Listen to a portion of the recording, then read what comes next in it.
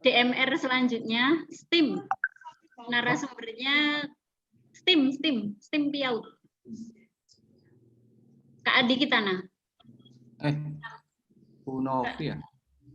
Iya, Bu Novi. Malam Rabu 16 Juni. Ini live YouTube. Sudah dimulai. Ya. Sambal.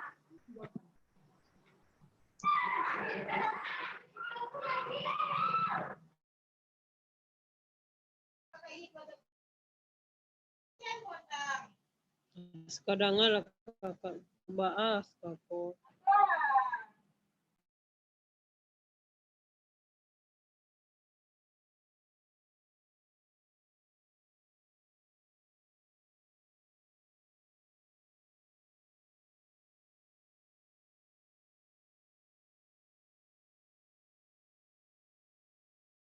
Oke.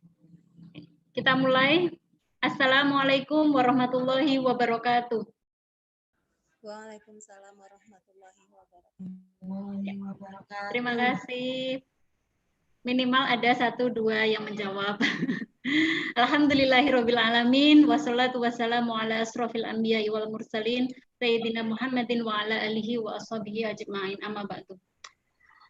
Alhamdulillah, puji syukur kehadirat Allah Subhanahu wa taala sehingga pada malam hari ini kita bisa bersua kembali dalam acara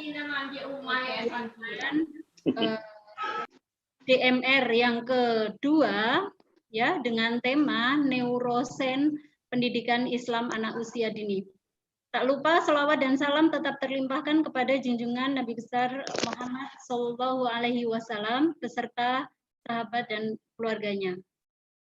Bapak Ibu semuanya yang kami hormati, Bapak Dr. Sigit yang kami hormati selaku Ketua Asosiasi Program Studi PIAUD seluruh Indonesia.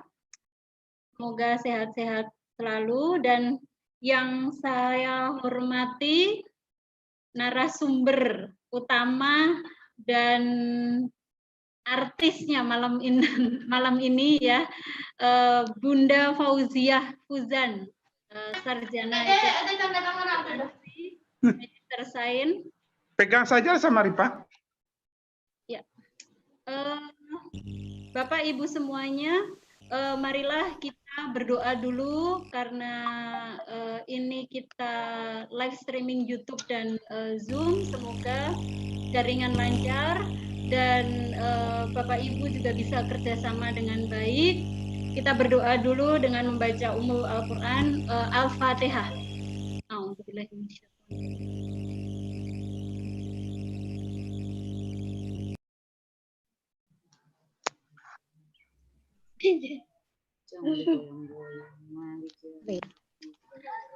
Ya, terima kasih. Semoga kegiatan pada malam hari ini bisa berjalan dengan lancar.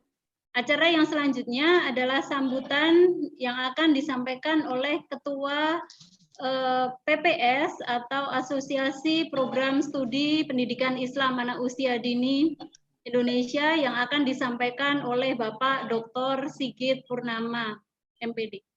Kami persilahkan kepada Bapak. Ya, makasih Mbak Ulfa. Assalamualaikum warahmatullahi wabarakatuh.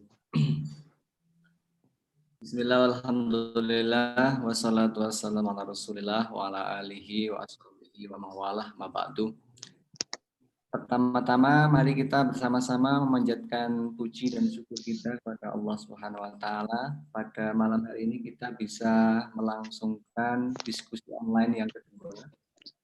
Mudah-mudahan diskusi malam ini betul-betul memberikan manfaat kepada kita semua.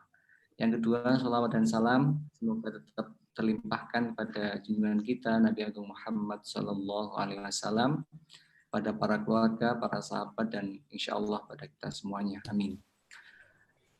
Yang saya hormati narasumber. Namanya kok nama Hilya? Bunda Zizi. Assalamualaikum Bunda. Gimana kabarnya? Semoga tetap sehat. Alhamdulillah. Ya Bu. Terima kasih sekali kami mengucapkan Bunda berkenan berbagi malam ini. Mudah-mudahan ilmu materi yang disampaikan membawa manfaat pada kita semuanya, sehingga kita sebagai praktisi, sebagai dosen, sebagai guru betul-betul memahami apa neuroscience itu dan kaitannya dalam pembelajaran anak usia dini. Ini tema yang kita angkat, ini tema yang saya pikir cukup menarik gitu ya. Dan penting sekali terutama bagi guru, bagi kita orang tua yang sehari-hari berinteraksi dengan anak-anak. Nah, semoga nanti materi yang disampaikan Bunda Yiyi betul-betul bisa kita ambil, bisa kita implementasikan dalam pembelajaran PAUD, dalam pembelajaran anak usia dini. Selanjutnya sebagai penanggung jawab kegiatan ini, saya minta maaf pada semua peserta atau partisipan pada malam hari ini bila mana dalam penyelenggaraan ini kekurangan. Mudah-mudahan nanti kita terus-menerus memperbaiki kesalahan-kesalahan ya, kekurangan-kekurangan dalam penyelenggaraan ini. Dan kami berterima kasih sekali atas partisipasi dari Bapak Ibu semuanya. Ini alhamdulillah pada malam hari ini yang daftar itu sudah mencapai 1.000 sekian, 1.100-an gitu ya. Luar biasa. Tetapi sampai jam sekian, jam 19.40 menit ini yang masuk di Zoom, di room Zoom ini baru 252, baru seperempatnya. Ini masih ada 750 ruang yang kosong, kursi yang kosong di Zoom ini yang bisa ditempati gitu ya. Kalaupun masih kurang, tutup gitu ya. Jadi kami sangat berterima kasih sekali lagi partisipasi dari Bapak Ibu semuanya. Semoga kegiatan ini betul-betul membawa kebaikan pada kita semuanya. Sebagai penutup, saya tidak perlu lama-lama. Kami mohon kepada Bapak Ibu semuanya, karena ini di ruang Zoom, ketika nanti acara berlangsung, untuk memute-kan mikrofonnya, biar kegiatan ini nanti bisa berlangsung dengan baik, dengan nyaman, tanpa ada gangguan-gangguan yang tidak perlu gitu ya. Kemudian Bapak Ibu semuanya, saya juga perlu menyampaikan bahwa dan mengundang Bapak Ibu semuanya untuk turut bergabung dalam kegiatan diskusi berikutnya, yaitu malam Rabu dengan tema STEAM ya, dalam pendidikan Islam anak usia dini. Ini juga tema yang lagi panas, lagi hot dalam pendidikan anak usia dini. Insya Allah minggu depan kita akan menghadirkan narasumber yang saya pikir sangat menguasai materi ini, yaitu Bunda Nova Indriati. Beliau adalah pengurus IGRA Pusat ya. Kami tunggu partisipasi Bapak Ibu semuanya. Selanjutnya kami juga mohon partisipasi Bapak Ibu untuk menyimak, kalaupun yang tidak bisa lewat Zoom, untuk menyimak di live YouTube. Dan jangan lupa like-nya, jangan lupa subscribe-nya, jangan lupa share-nya, biar video atau biar rekaman ini betul-betul memberikan manfaat yang seluas-luasnya. Sekali lagi kami mengucapkan terima kasih kepada semua, baik panitia, narasumber, semuanya. Mohon maaf sekali lagi, kurang lebihnya mohon maaf. Assalamualaikum warahmatullahi wabarakatuh. Waalaikumsalam warahmatullahi wabarakatuh. Kami ucapkan terima kasih kepada Pak Dr. Sigit yang sudah menyampaikan sambutannya dan juga membuka acara pada malam hari ini. Bapak Ibu semuanya, peserta hari ini yang ada di Zoom sudah 272, sementara di YouTube ada sekitar 68. Ya, seperti kuliah dan di kelas ya, mungkin nanti akan masuk kemudian keluar karena kita berhubungan dengan sinyal juga ya. Oke, kita tidak akan menutup kelas sehingga kalau Bapak Ibu misalnya tiba-tiba lost bisa mengikuti di YouTube atau masuk lagi ke Zoom ya. Jadi kelas tidak akan ditutup ya. Jadi misalnya sinyalnya terputus masih bisa untuk masuk kembali. Bapak Ibu semuanya perlu saya sampaikan dulu ya, rundown acara pada malam hari ini. Malam hari ini berbeda dengan malam yang sebelumnya dan webinar pada siang. Narasumber utama kita satu Bunda Zizi ya akan menyampaikan materinya sampai pukul 20.45. Kemudian dilanjutkan dengan sesi tanya jawab dan penutup akan ditutup 21.30. Oke.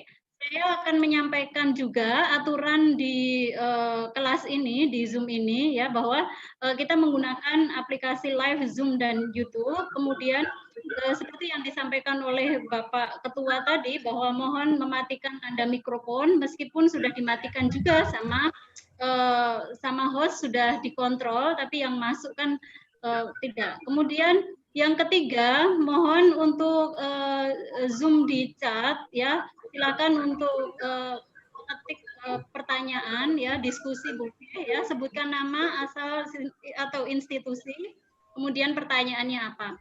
Dan mohon tidak usah kenalan di Zoom sehingga kita fokus kepada diskusi saja ya.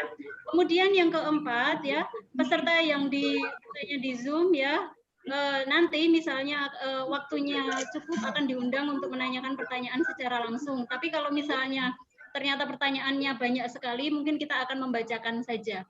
Kemudian yang keenam, peserta semuanya akan mendapatkan e-sertifikat ya ketika nanti mengisi daftar hadir Google Form yang akan kita share 15 menit sebelum selesai ya.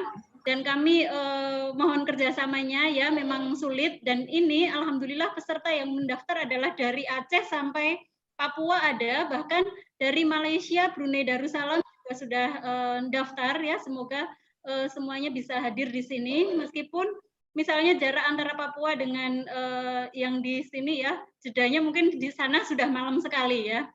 Oke.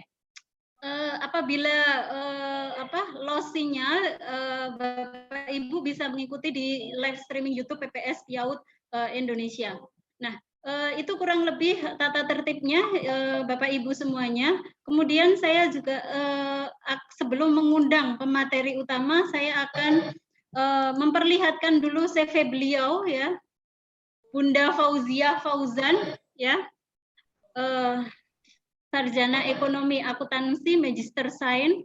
Beliau lahir di Padang 5 Januari 71 dan jabatannya adalah pimpinan perguruan Diniyah Putri Padang Panjang, Direktur Diniyah Training Center, konsultan School of Teacher Diniyah Padang Panjang ya. Oke. Kontak nomor HP-nya juga ada ya.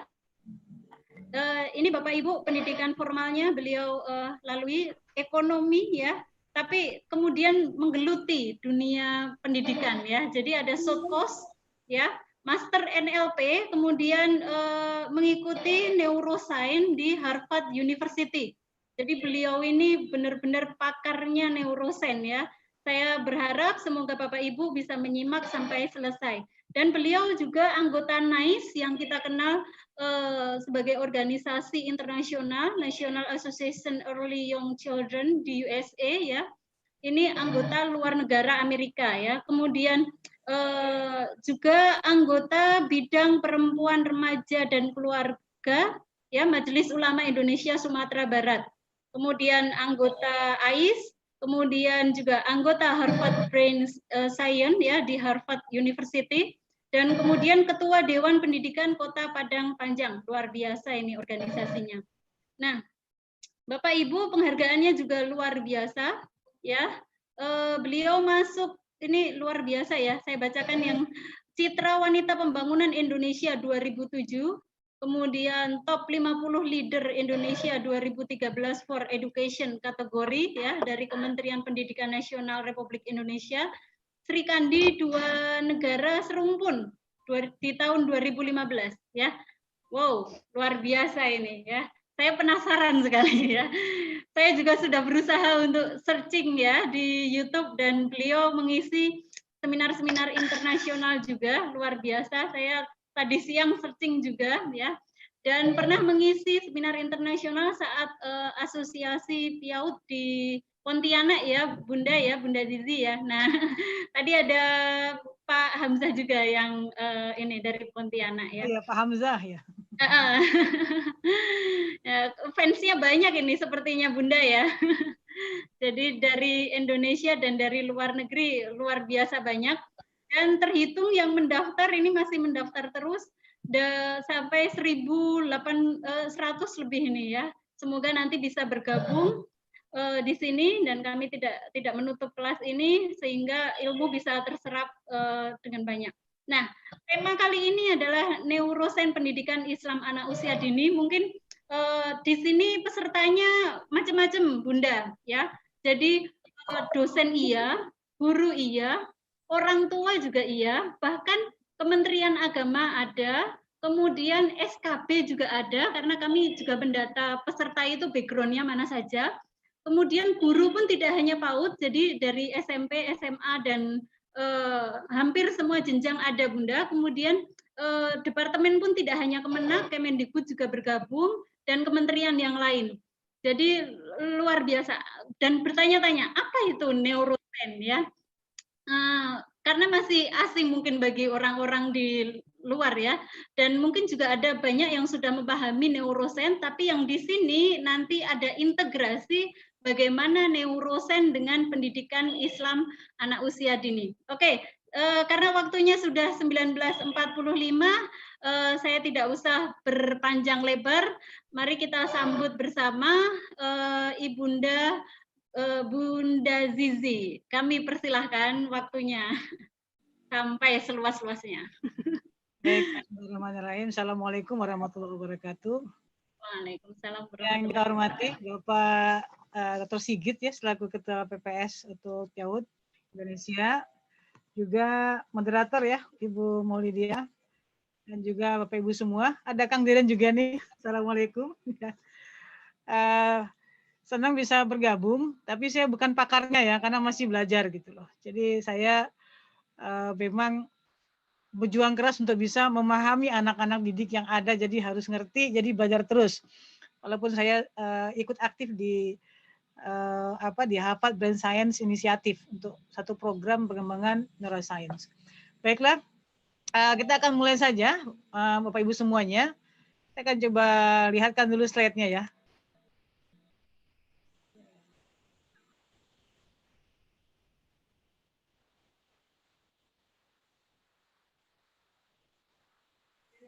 Sebentar.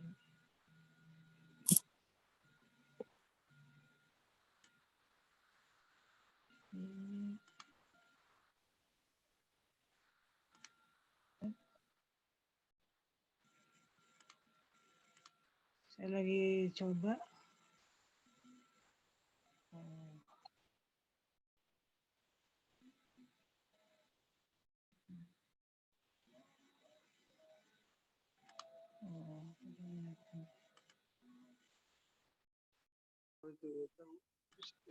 Bentar lagi mencoba. Iya Bunda, karena memang berhubungan dengan ini ya, jaringan. Iya, di mobil dari Sumatera. Sebentar.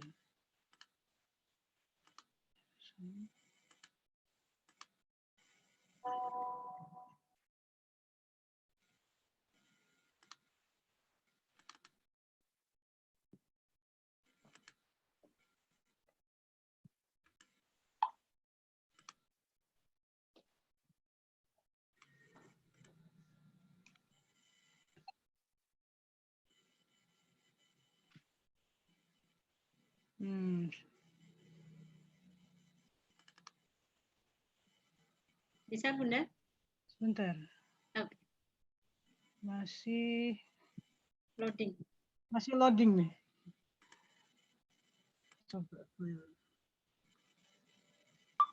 Oke.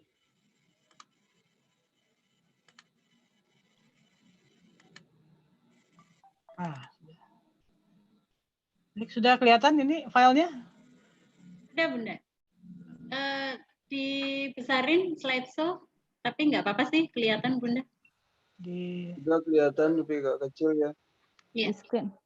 bentar Di- saya buka slideshow dulu. Iya. Nah, ini. Oke. Ya. Baik, kita bahas tentang neuroscience ya. Jadi begini, kalau kita membicarakan komputer, maka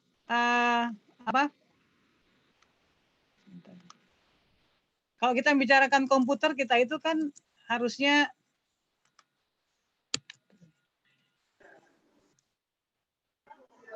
kalau tanpa membahas chipnya, itu sama dengan tidak membahas apa-apa. Sebab kuncinya dari komputer itu chipnya gitu. Nah, kemudian membicarakan pendidikan, maka kita perlu membahas bagaimana otak bekerja kepada manusia. Jadi kalau kita nggak bahas impact-nya kepada brain, maka itu sama dengan tidak membicarakan apa-apa. Jadi kita harus lihat gitu. Nah, neuroscience itu kan ilmu yang mempelajari sistem saraf atau sistem neuron. Banyak sekali bidang kajian yang terlingkup di sini, yang mulai dari strukturnya, fungsi, sejarah, evolusi, dan lain-lain ya. Melibatkan genetika, biokimia, fisiologi, farmakologi, informatika, dan melibatkan lagi berbagai pengetahuan dan ilmu saraf, termasuk yang masalah kognitif, psikologi, komputer, fisika, dan kedokteran, dan lain-lainnya. Ini terangkum di sana semua di neuroscience. Nah, manusia itu punya 11 sistem tubuh. Nah, 11 sistem tubuh itu mulai dari sistem kulit, sistem otot, sistem tulang, sistem saraf, ya, sistem hormon, kemudian sistem kekebalan tubuh, sistem jantung, pernapasan, sistem pencernaan, usus, dan reproduksi. Nah, koordinatornya itu adalah sistem saraf. Koordinatornya. Nah, kalau kita lihat sistem saraf kita itu cara bekerjanya, sistem saraf itu cara pertama sensorik, integratif, motor. Jadi sensorik, integratif, motor. Ini menjadi kunci untuk pendidikan usia dini. Ya, dasarnya kita penting sekali. Jangan sampai mengabaikan usia dini karena dampaknya fatal. Sebab kalau ini terlewatkan, orang akan menanggung dampak seumur hidup sampai usia dewasa dan tuanya. Nah, sistem kerja ini sensorik, integratif, motor. Maksudnya bagaimana? Sensorik itu reseptor. Dia terima semua rangsangan, ya. Kemudian dari rangsangan mulai dari rasa, pendengaran, suara, dan semuanya itu dibawa ke otak, lihat sumsum tulang belakang, kemudian diolah. Itu sensorik, sensor. Sama seperti kita menggunakan remote TV gitu. Begitu kita pencet, TV-nya menerima rangsangan sensorik. Kemudian integratif. Nah, setelah rangsangan itu memberikan sensorinya diterima, kemudian integratif, sistem saraf itu menganalisa, ini mau ngapain? Kalau misalnya sensor masuk udara dingin, apa keputusannya? Mau pakai jaket atau masuk ruangan saja atau apa? Itu integratif, pengambilan keputusan. Nah, ini namanya integrasi. Nah, setelah integrasinya diputuskan, motor, baru action. Action dilakukan gitu. Nah, itu sensori, integratif, motor. Nah, motor ini akan digerakkan oleh otot dan semua bagian tubuh juga. Nah, kalau kita lihat 3 fungsi dasar tadi kita lihat itu mirip dengan apa? Saat kita menerima handphone berdering, kemudian telinga mendengar, lalu kita lihat handphone, ya coba handphone gitu, setelah dilihat bagaimana handphonenya, apakah diangkat apa tidak, itu keputusan dari motor. Jadi sensorik, kemudian integratif dan motor. Nah, 3 ini yang menjadi fungsi. Nah, kemudian di mana bekerjanya sensori, integratif, dan motor itu bekerja di 2 sistem saraf. Ada saraf pusat, ada saraf tepi. Nah, saraf pusat atau central nervous system itu adalah otak dengan saraf tulang belakang, ya, yang namanya spinal cord atau sumsum tulang belakang. Sedangkan saraf tepi itu adalah peripheral nervous system, itu semua selain dari otak dan sumsum tulang belakang yang menerima semua rangsangan ke dalam tubuh kita. Nah, ini kalau kita lihat di gambar itu saraf pusat itu adalah otak, kemudian tulang belakang itu ya kita lihat dulu dari sumsum tulang belakang nih. Jadi otak dan sumsum tulang belakang ini adalah saraf pusat. Ya. Ini kemudian saraf tepi. Nah, saraf tepi itu adalah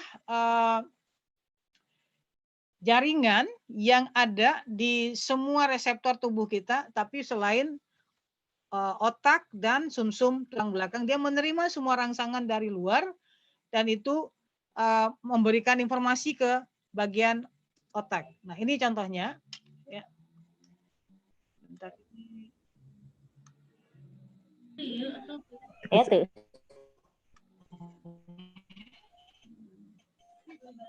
Nah, ini saraf pusat, kita lihat tadi ya.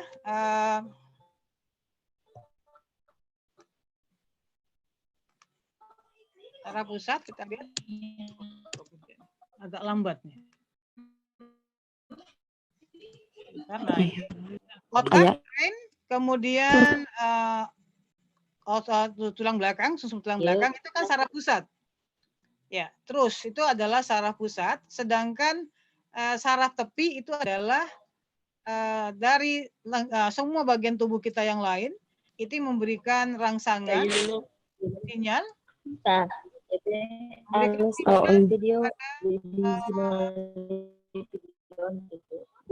bagian tubuh kita dan dikirim nanti ke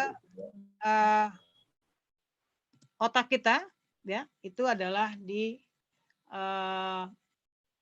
di bagian saraf tepi, ya, saraf tepi. Nah, bagaimana sistem bekerjanya?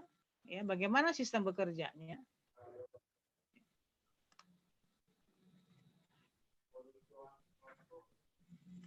Nah, saraf pusat, ya lihat perhatikan ini, ada saraf pusat dan saraf tepi. Nah, pertama di sensori kita lihat dulu, di sensori, ya, ini agak lama keluarnya. Sebentar ya.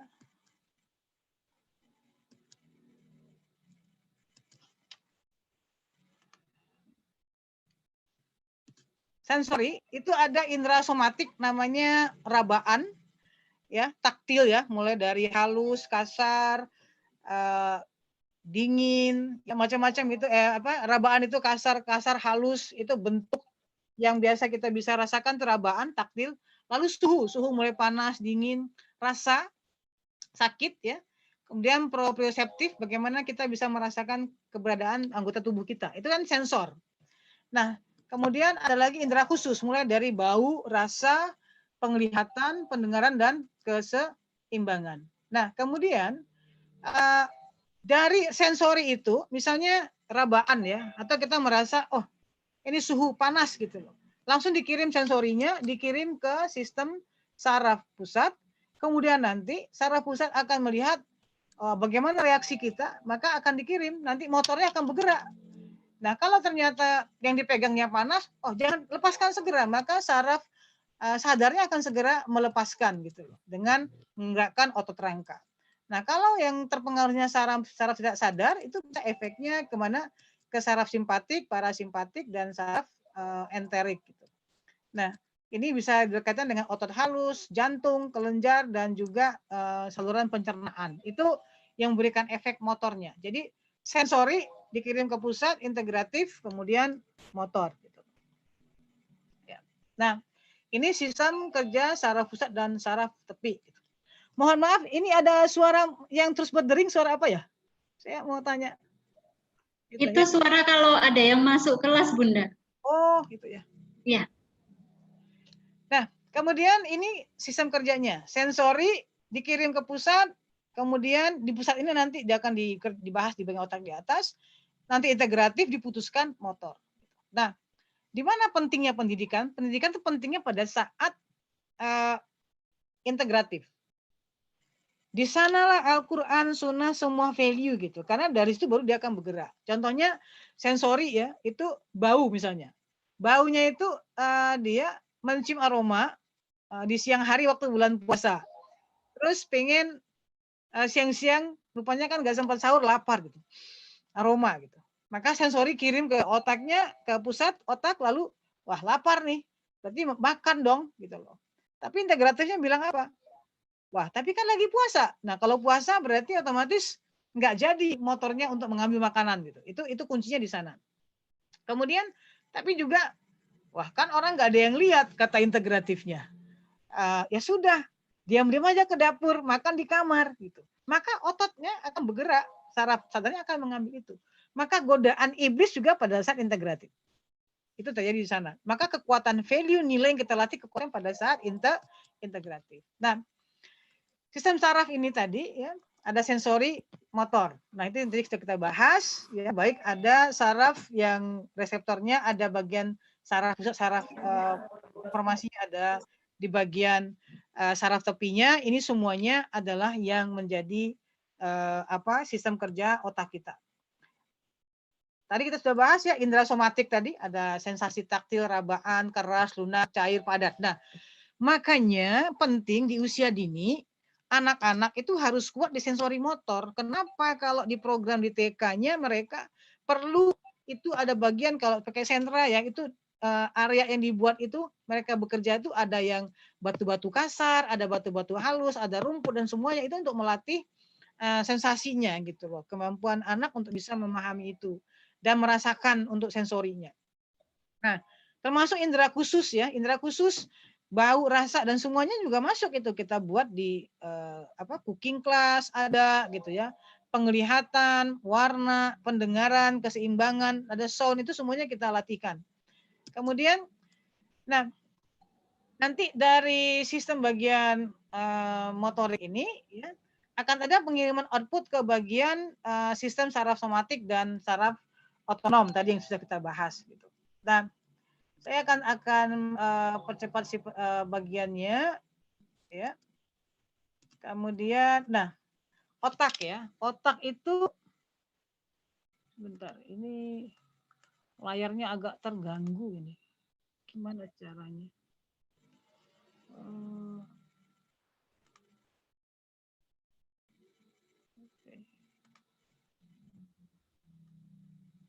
Nah, otak kita berada dalam tengkorak ya, punya 100 miliar sel.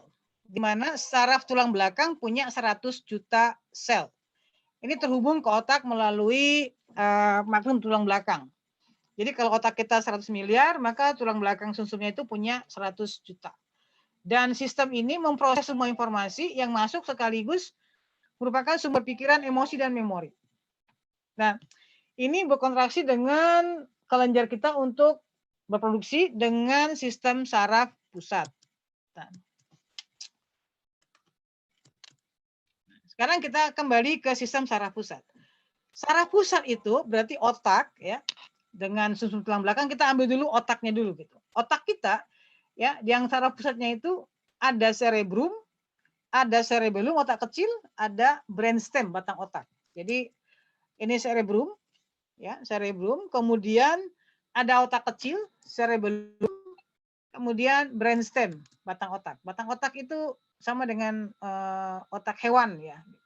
Dia mengatur juga bagian tubuh kita, kemudian kalau otak kecil kita kan mengatur bagian koordinasi gerak gitu. Walaupun nanti di cerebrum juga ada bagian yang berkaitan dengan gerak kita di parietal. Nah, ini 3 komponennya. Cerebrum itu yang bagian yang di sini di atas, kemudian otak kecil itu cerebellum sama brainstem batang otak. Nah, ini dia. Ini cerebrum, cerebellum, brainstem. Kita akan banyak bahas di cerebrum. Nah, cerebrum juga disebut sebagai pusat berpikir ya. Tempat bekerjanya kecerdasan manusia. Yang kita memberi kemampuan untuk membaca, menulis, bicara, membuat perhitungan, mengingat masa lalu dan merencanakan masa depan. Ini adanya di cerebrum. Nah, ada punya 4 frontal bagian. Pertama, frontal lobe ya, itu punya bagian otak kanan dan kiri yang membantu untuk berpikir kreatif secara logis. Nah, bagaimana bentuk kepribadian seorang manusia itu terbentuk di lobus frontal, mulai dari emosi, memecahkan masalah, menalarkan, perencanaan, kemudian lobus frontal ini juga terkait dengan sensori dan memori di seluruh bagian otak. Jadi tugasnya itu bagaimana kita memikirkan berbagai hal untuk menentukan, untuk menggunakan informasi di tempat otak kita bekerja. Nah ini dia frontal lobe. Kemudian parietal lobe, ya, ada di atas bagian sini. Ya. Nah, ini adalah bagian yang paling banyak mendapatkan rangsangan perabaan, mengenal objek, koordinasi mata dan tangan juga di parietal lobe. Ya. Jadi kalau anak bekerja, ya, dia gunakan tangannya, matanya semuanya. Kemudian kita memperlihatkan mainan baru untuk bermain, itu melangsang juga otak ini. Dan ini bersama-sama juga dia kerja dengan bagian otak belakang untuk occipital lobe. Nah, kemampuan anak menggenggam itu ada di parietal lobe. Ya. Misalnya untuk dia bermain, makan, menulis dan lain-lain, menggerakkan tubuhnya itu ada di parietal lobe. Nah, ini parietal lobe ya, warna merah. Kemudian ini Namanya Zulfi. Nah, pada usia bayi anak ya 9 sampai 12 bulan itu bayi akan mampu memegang benda kecil dengan menggunakan jari-jarinya, itu harus sudah diajarkan. Itu kenapa? Karena sudah kita latihkan, berarti ada terprogram di sini kemampuannya. Berikutnya kita akan lihat bentar.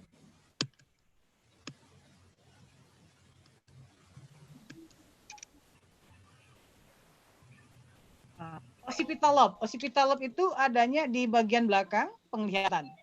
Ya. Ini sehingga bayi bisa melihat dan mampu memahami apa yang dia lihat. Nah, bayi itu biasanya mengenali cahaya, bentuk gerakan itu masih kabur. Ya, biasanya hanya bisa lihat sampai 20 sampai 40 cm. Baru pada minggu-minggu sekitar pertama masih begitu, dia bisa kenal wajah. Setelah 1 sampai 2 bulan baru bayi bisa ikuti warna yang kontras yang ada dan objek yang bergerak. Itu di occipital lobe. Dan di usia 4 sampai 5 bulan itu bayi sudah bisa melihat objek kecil yang bergerak dan mengenal benda, ya. Tapi dia masih susah untuk membedakan yang mirip dan yang agak dekat, merah dan oranye masih susah dia gitu. Nah, kemudian bayi ini akan sempurna penglihatannya sama seperti orang dewasa ketika sudah di usia 3 tahun. Nah, berikutnya kita lihat di yang namanya undangannya udah buka. Sudah cukup. Lalu Bentar, masih menunggu pergerakan.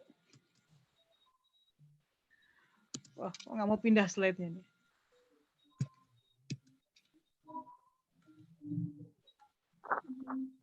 Bentar.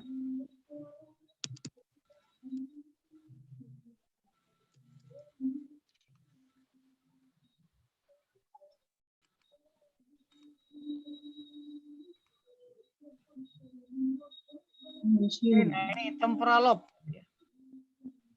Yang keempat temporal lobe itu ada di samping. Dia akan banyak berbicara, membahas tentang pendengaran, bahasa, ya, kemudian penciuman, ingatan, emosi. Itu adanya di temporal lobe. Nah, jadi pendengaran itu sudah berkembang dan sempurna waktu bayi baru dilahirkan. Walaupun begitu, bayi tetap perlu kita berikan rangsangan untuk bayi. Nah, ini di temporal lobe. Nah, otak kita ini cerebrum dibagi dua. Kalau dibagi dua, maka akan ada otak yang tengahnya penampangnya namanya corpus callosum. Jadi otak kita kanan kiri itu ada namanya corpus callosum yang menghubungkan dua otak kanan dan otak kiri. Namanya hemisfer kanan dan hemisfer kiri. Ya.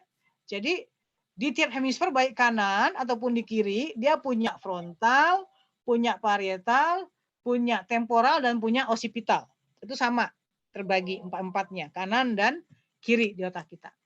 Nah, ini dia yang namanya corpus callosum yang menghubungkan otak kanan dengan otak kiri, gitu. Nah, itu komponen. Nah, berikutnya ya cerebrum itu berarti yang di atas ini cerebrum, maka kortek, orang kan suka bilang ya kortek itu yang mana sih kortek gitu. Nah, kortek itu kalau kita lihat itu adalah daerah abu-abu, ya abu-abu. Dia lebih tipis dan selama perkembangan bayi itu yang dikejar jumlah selnya di sana. Jadi inti sel kita selnya dari neuron itu ada di daerah abu-abu, ya namanya gray matter. Yang abu-abu itu yang meliputi semua cerebrum yang namanya cerebral cortex. Yang orang bilang cortex itu ada di situ. Nah, ketika anak dalam kandungan, ya embrio bayi dalam kandungan itu perkembangan yang daerah abu-abu itu lebih cepat dari daerah yang white matter, yang daerah putih. Sehingga makanya munculnya lipatan-lipatan begitu berkerut-kerut gitu. Itu adalah karena percepatan dan memberikan kesempatan otak menjadi punya cabang dan lebih bisa berkembang banyak, itu karena makanya dibuat dia elastis. Jadi kalau pertama dia akan bisa membesar dengan sendirinya. Nah, ini cerebrum, kita lihat ya, yang mana cerebrum. Ini dia. Nah, atas yang bagian yang abu-abu saja namanya cerebral cortex. Jadi kalau kita bicara cerebral cortex, kita bicara cortex, maka yang dimaksud adalah area yang ini. Itu maksudnya. Ya. Nah, ini contohnya. Ini asli otaknya, saya coba fotokan. Ini cerebral cortex atau cortex. Ini yang daerah abu-abu, ya. Nah, ini yang daerah white matter, daerah putihnya. Gitu. Jadi yang abu-abunya itu adalah gray matter atau cortex. Yang ini namanya white matter. Apa bedanya? Kalau yang gray matter itu tempat dari sel neuron intinya itu, sedangkan white matter itu tempat myelin. Nah, apalagi nih myelin. Nah, oke, ini kita lihat. Ini gray matter, ya, itu dia. Nah, kalau diperbesar ini dia. Jadi di dalamnya itulah sambungan-sambungan sel terjadi, neuron, ya. Terdapat daerah glia, ya. Kemudian di sininya yang namanya white matter itu yang putih, ya. Itu mengandung sel glia yang bertanggung jawab untuk produksi myelin. Nah, apa itu myelin nanti kita akan coba lihat. Jadi akson, ada bagian di otak kita juga. Nah, kita lihat sekarang. Itu gray matter. Gray matter ini di situ ada yang namanya, kita lihat lingkaran merah ya itu. Nah, ini dia. Ada neuron itu di dalam gray matter. Kita lihat lagi ya. Nah, ini nah itu bentuknya seperti apa? Ini bentuknya. Itu namanya neuron. Jadi neuron itulah yang jadi dari saraf kita. Nah, kemudian neuron ini merupakan si otak tadi banyak bagian, ada sel gadi, dendrit, akson, myelin dan sinap. Coba kita lihat. Ada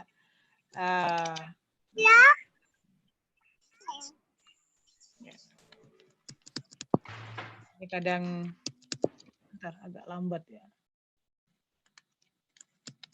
Nah, ini sel body. Ini dia. Nah, ini dia, sel body, tubuhnya sel otak, neuron tadi, neuron. Kemudian dendrit, itu mahkotanya gitu, mahkota dari kepalanya sel body, yang ujungnya itu siap menerima informasi dari semua sumber. Semakin banyak dendritnya itu semakin banyak informasi yang bisa masuk. Kemudian ada yang namanya akson. Akson itu adalah batang dari sel itu ke bawah, panjang. Nanti ujungnya dia punya kakinya namanya sinap. Nah, sinap itu dia tugasnya adalah mengirimkan pesan, sedangkan dendrit menerima pesan. Jadi di kepalanya ada mahkota, mahkotanya terima pesan, dia olah, dia akan teruskan ke akson dan dikirim ke sinap. Itu sistem kerjanya. Nah, nanti sinap ini kalau sudah berkembang, kalau kemampuan berkembang, maka akan muncul myelin. Ini myelinnya adalah yang mempercepat transmisi informasinya, yang mempercepat informasi bergerak di otak gitu. Dan menjadikan kemampuan satu orang jadi habitnya di sana. Jadi kalau kita ingin orang itu punya kemampuan, anak kita kemampuannya bagus di bagian tertentu, ya sudah dilatih, nanti myelinnya akan menguat. Semakin kuat myelinnya, maka semakin tinggi kemampuannya di sana. Ini myelin. Nah, itu kira-kira gambaran neuron ya. Jadi kita bahas memang fisik dari diagramanya otak ya, dari sel otak gitu. Nah, bayi itu dalam kandungan itu mengalami perkembangan ya, perkembangan sampai dia dari 3 minggu, 5 minggu ya, ini 3 minggu, 5 minggu perkembang otak, 7 minggu, 11 minggu, 5 minggu, kemudian lahir dan 3 tahun. Kita lihat bedanya. Dari sampai lahir menuju usia 3 tahun. Nah, bayi yang lahir ya, itu kalau ibunya ya, bila ibunya sehat dan bahagia selama masa kehamilan, maka dia akan punya 100 miliar sel neuron di otaknya yang belum tersambung. 100 miliar. Nah, untuk mencapai jumlah 100 miliar itu saat lahir, biar kita ibaratnya kalau kita punya Android, mencapai 100 giga gitu ya. Maka sang bayi itu harus mampu mengalami pertambahan neuronnya 250.000 per menit sel neuron. Kebayang ya? Itu kalau ibunya sehat, makannya sehat, emosinya stabil. Maka bisa maksimal 100 miliar. Tapi kalau enggak, bisa lebih kurang jumlahnya. Itu kita tinggal lihat dengan diameter kepala anak yang baru lahir. Kalau orang kita Asia Tenggara itu 36 cm. Jadi kalau sudah minimum 36 cm, berarti itu mencapai 100 miliar saat lahir. Ya, atau 100 billion.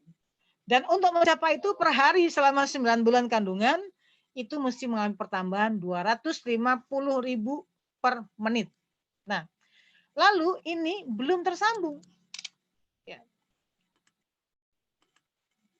Ini belum tersambung sama sekali. Jadi saat lahir itu 100 miliar sel, itu belum tersambung, masih sendiri terpisah. Gitu.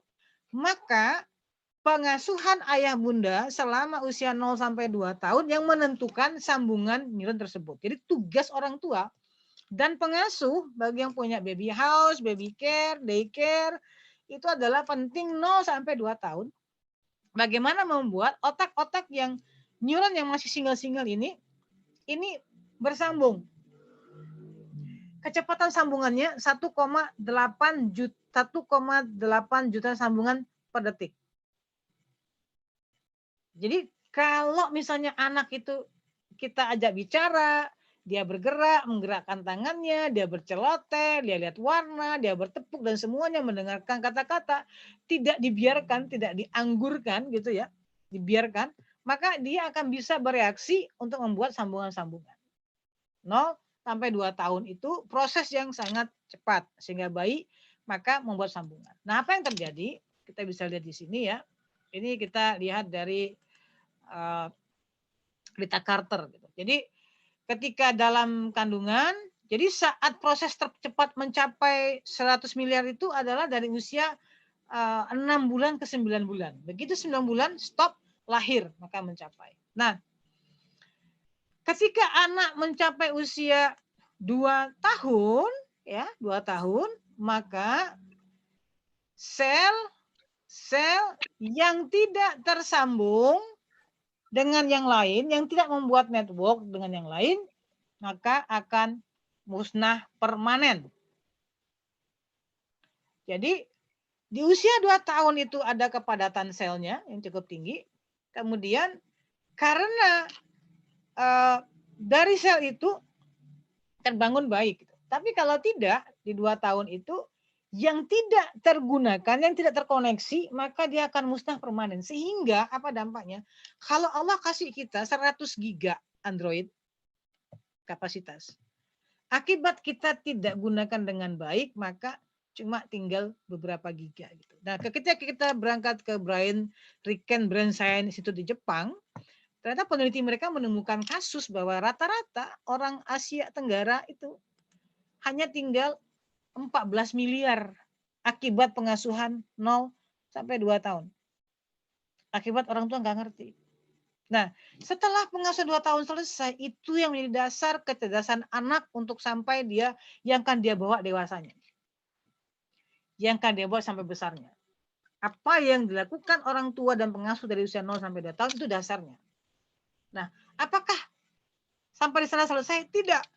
Proses rontoknya lagi sel itu masih akan tetap sensitif sampai usia 6 tahun. Jadi 4 tahun, 6 tahun masih akan tetap rontok. Oleh apa? Akibat pola asuh. Dia dibentak, dia dimarahi, orang tuanya bertengkar dan segala macam, banyak sekali kasus, maka itu akan rontok. Sampai di usia 6 tahun. Nah, oleh karena itu, berapa yang tersisa? Kita nggak bisa salahkan anak. Makanya sering anak pertama, kedua, ketiga kadang-kadang berbeda. Tergantung bagaimana kondisi rumah tangga pada saat anak itu ibunya hamil dan saat anak itu lahir. Itu yang terjadi. Nah, makanya penting usia dini mempertahankan gitu. Saya ada tahu seorang profesor di Harvard ya, itu ahli anak, spesialis anak dan pakar neuroscience. Beliau itu punya programnya apa? Bagaimana memaintain para ibu yang baru melahirkan itu supaya bayinya saat lahir 100 miliar sampai usia 2 tahun tetap bertahan 100 miliar. Gimana caranya? Nah, kalau kita cuma tinggal 14 miliar. Ibaratnya kalau punya Android cuma 14 giga gitu, mau menghadapi yang 100 giga. Ya pastilah terbatas bisa kita isi ke dalam otak anak kita gitu. Terbatas yang bisa kita isi ke dalam Android kita. Karena terbatas. Ya, bahkan nggak sedikit yang kalau ada grup left gitu ya. Kenapa? Karena kapasitasnya itu terbatas. Nah, oleh karena itu bagaimana antisipasinya? Apa yang kita lakukan gitu, dengan kondisi ini? Maka penting program dari 0 sampai 2 tahun itu harus diperkuat ya. Kemudian 2 ke 4 tahun sampai 6 tahun itu harus di maintain di sekolah gitu. Dan kerjasama dengan orang tua. Nah, sekarang kita coba lihat.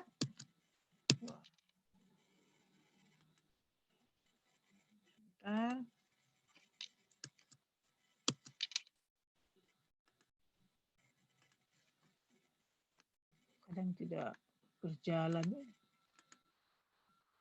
Nah ini coba kita lihat ya. Ini sel waktu baru lahir ya.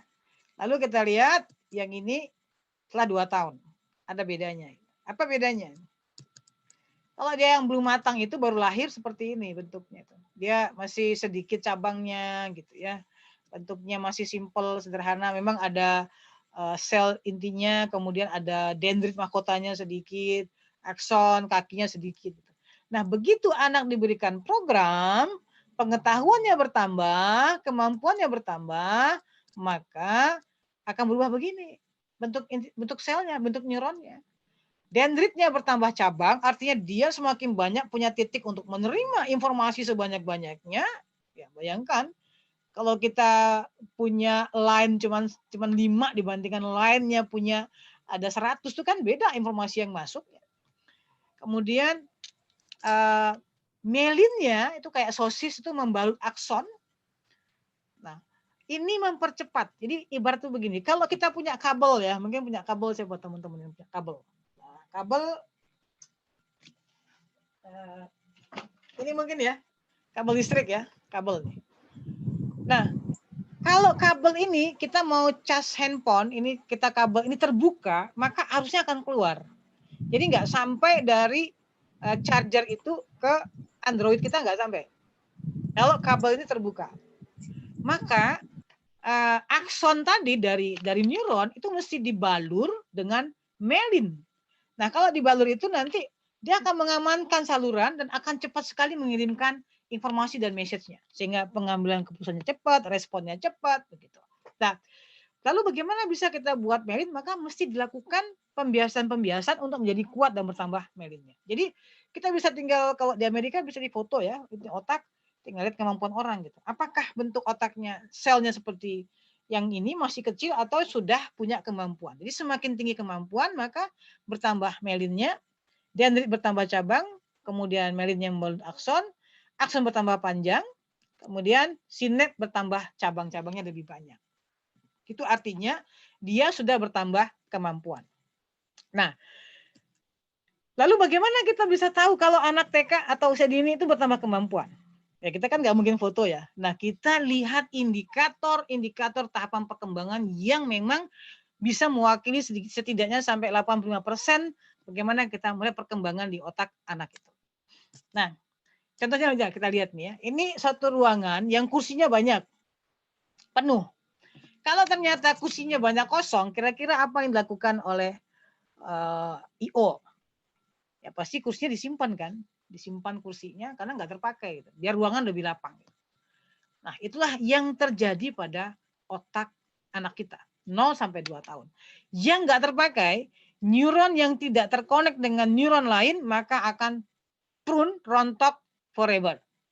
Sehingga awalnya Allah kasih ini 100 miliar, hanya tinggal mungkin ada 50 miliar, tapi rata-rata ternyata dari risetnya Rican Brain Science itu hanya 14 miliar. Dan itu yang akan digunakan oleh dia untuk hidup selanjutnya. Nah, ibaratnya begini, kalau awalnya kita punya tanah luas, ya, tanahnya luas, anggaplah 100 hektar, kita bisa buat perumahan kan banyak ya. Sampai ribuan rumah kita bisa buat. Nah, kalau ternyata tanah 100 hektar tiba-tiba sudah menjadi mengecil, hanya tinggal 14 hektar atau lebih kecil, maka jumlah yang rumah yang dibuat juga tinggal sedikit. Iya kan? Nah, solusinya apa gitu? Apa solusinya untuk anak di 2 tahun yang jumlah neuronnya sudah jauh berkurang? Ya, kita bikin cara gaya pengembang. Kalau tanahnya terbatas, ingin kapasitasnya banyak. Kalau tadi ini tanahnya 100 hektar, kemudian bisa menampung sampai misalnya 1000 keluarga, kakak misalnya. Nah, tapi karena tanahnya sudah mengecil, hanya bisa menampung mungkin 30 kakak.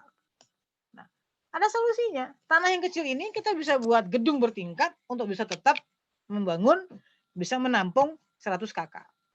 Nah, persoalannya adalah untuk membuat tanah yang terbatas ini, gedungnya bisa bertingkat, itu adalah program yang dibuat oleh guru di usia 2 sampai 6 tahun. Kalau program 2 sampai 6 tahunnya nggak canggih, ya sudah, dia masuk SD itu dengan kapasitas yang betul-betul rendah, gitu. Kemampuan terbatas. Maka dampaknya akan ditanggung resikonya oleh guru SD, oleh guru SMP-nya, SMA-nya, bahkan nanti pasangan hidupnya dan anak-anaknya. Jadi ini dampaknya ketika program usia dininya nggak kuat gitu. Ya. Nah, ini tadi kita sudah bahas. Nah, ternyata kita lihat sekarang setelah kandungan ya, setelah anak lahir itu. Kita lihat dulu. Ternyata di usia kandungan kedua itu pendengaran sudah mulai terbentuk ya di anak di bagian ini. Kemudian kandungan 5 bulan sampai kelahiran itu sudah bisa mendengar semua suara yang ada di sekitar. Sound, kalau bahasa Inggrisnya sound. Sound itu semua suara ya, suara motor, suara angin, suara pintu, semua suara itu dia bisa dengar ya. Itu suara orang dia bisa dengar itu di usia 4,5 atau 5 bulan kandungan. Nah, di 6 bulan kandungan itu semua suara itu organ pendengarannya sudah sempurna di bulan ke-6. Kemudian di bulan 6 ke-7 sudah bisa mendengar suara manusia, voice dengan baik dan mengenali voice, ini suara siapa. Itu di kandungan ke-7 bulan. Jadi hati-hati orang tua kalau bicara ketika anak dalam kandungan. Tidak sedikit anak-anak itu ternyata tahu ya ketika orang tuanya tidak menghendaki kelahirannya atau menolak keberadaan dalam kandungan atau konflik dengan pasangan, itu sudah bisa dirasakan oleh anak. Nah, ketika anak lahir 9 bulan, dia sudah bisa mengenali suara sound yang familiar dan tidak familiar, yang dekat dan enggak dekat. Dan setelah kelahiran di usia 4 bulan setelah lahir, anak sudah bisa membedakan percakapan dengan suara-suara biasa. Dan di usia ke-9 bulan dan seterusnya sampai 16 bulan, itu anak sudah belajar segmentasi voice, suara. Oh, ini suara yang tingkat begini, ini suara marah, ini suara ini. Dia sudah bisa tahu itu semua. Nah, sekarang kita lihat ya.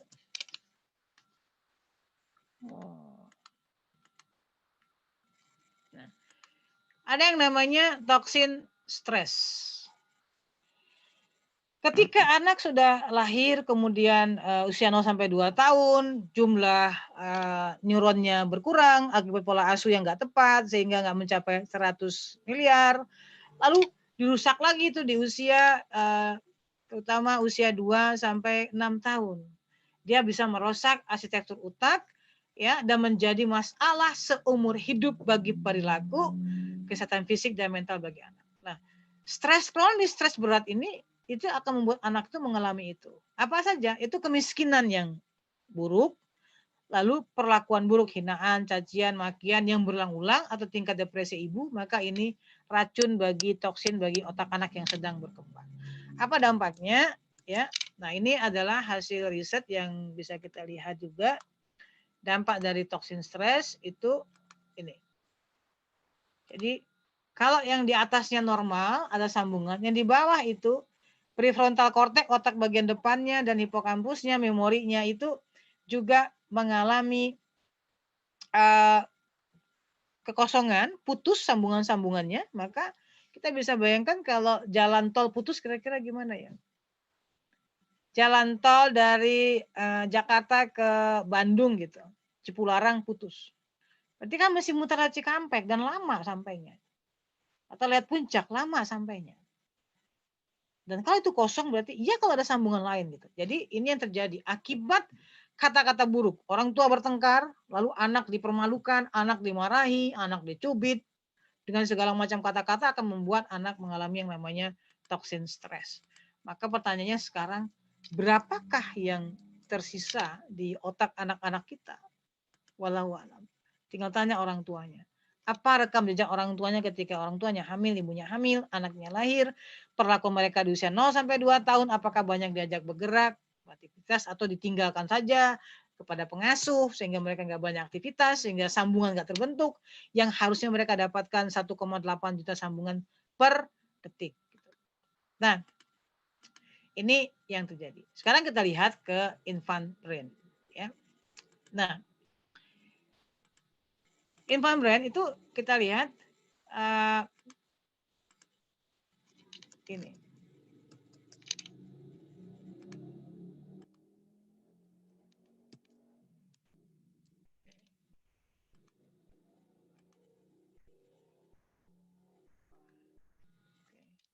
Ini setelah usia 3 tahun. Setelah usia 3 tahun, prefrontal cortex-nya sudah mulai terbentuk. Dan prefrontal cortex tempat bekerjanya executive function. Ya, executive function. Nah, itu bagaimana kita punya? Perhatikan, di sini adalah peta bagaimana pola. Jadi executive function kan kemampuan seorang untuk bisa kontrol diri, merencanakan, kemudian mengambil keputusan, kemudian bisa untuk mengendalikan emosinya, mengendalikan impulsnya, dan seterusnya gitu. Jadi sistem kerjanya di bagian prefrontal cortex. Nah, yang kita lihat di sini adalah ternyata perkembangan executive function, artinya wiring di bagian otak depan untuk cukup bisa menjalankan executive function. Ibaratnya, nih kayak sekarang nih, kita mau Zoom gitu. Itu syaratnya Android itu harus punya berapa giga dulu, punya sinyal seperti apa, dia sudah punya pasokan nggak, sudah punya paket nggak, gitu. Ada sinyal nggak, itu kan syarat. Gitu. Nah, untuk bisa orang bisa punya kontrol diri, bisa fokus, bisa kemudian mampu melakukan berbagai macam penyesuaian, adaptasi, banyak sekali tugas-tugasnya itu perlu jumlah wiring sambungan yang cukup. Nah, bagaimana bentuknya? Kita lihat. Sebentar ya.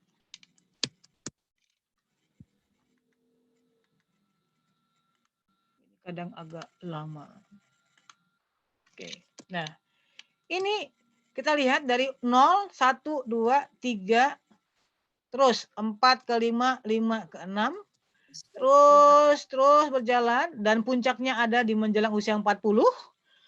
Ya, kemampuan executive function itu nanti akhirnya datar, turun sedikit saja sampai usia kita sudah 80 tahun. Nah, perhatikan kotak merah ini ya. Kotak merah itu lihat kenaikan dari 3 tahun ke 5 tahun. 3 tahun ke 5 tahun. Dari 5 tahun ke 40 tahun naiknya cuma sedikit. Artinya apa? Artinya kalau kita mau anak-anak kita di usia dewasanya punya kontrol diri yang bagus, emosinya bagus, kemampuan dia untuk bisa menganalisa perencanaan itu bagus, itu berarti pasokan yang mesti kita kejar sambungannya itu program di TK 3 sampai 5 tahun. Kalau program 3 sampai 5 tahunnya tidak bisa mensupport itu, maka bentuknya begini. Jadilah dia tetap ngambekkan banting-banting di umur 35 tahun, di umur 50 tahun, di umur bahkan 70 tahun. Spek yang harus ada. Berarti akibat loss-nya program 3 sampai 6 tahun, maka orang akan menjadi childish, kekanak-kanakan. Itu akibatnya. Mudah panik, nggak bisa merencanakan, kemudian nggak bisa kontrol emosi, nggak bisa ngatur diri, nggak bisa regulasi dirinya, banyak sekali problemnya. Maka di sini persoalannya. Nah, Executive function ini kan adalah memberikan kepada anak kita itu kemampuan untuk bisa memfilter distracting yang muncul dari lingkungan. Godaan lingkungan yang begitu banyak dia bisa hadapi, filter, dan dia putuskan. Nah, agar apa? Dia punya kemampuan eksplorasi, punya self control, kreativitas, komunikasi verbal, dan interpretasi kemampuan nonverbal. Kita bisa ngecek yang 5 poin ini dulu sementara untuk anak usia dini. Kalau dia punya kemampuan ini berarti eksekutif function itu cukup bagus. Tapi kalau eksplorasinya rendah, self controlnya masa sudah umur 5 tahun masih tantrum, kreativitasnya kurang, komunikasi verbalnya masih masalah, interpretasinya juga masalah, wah ini berarti menjadi warning buat kita. Nah,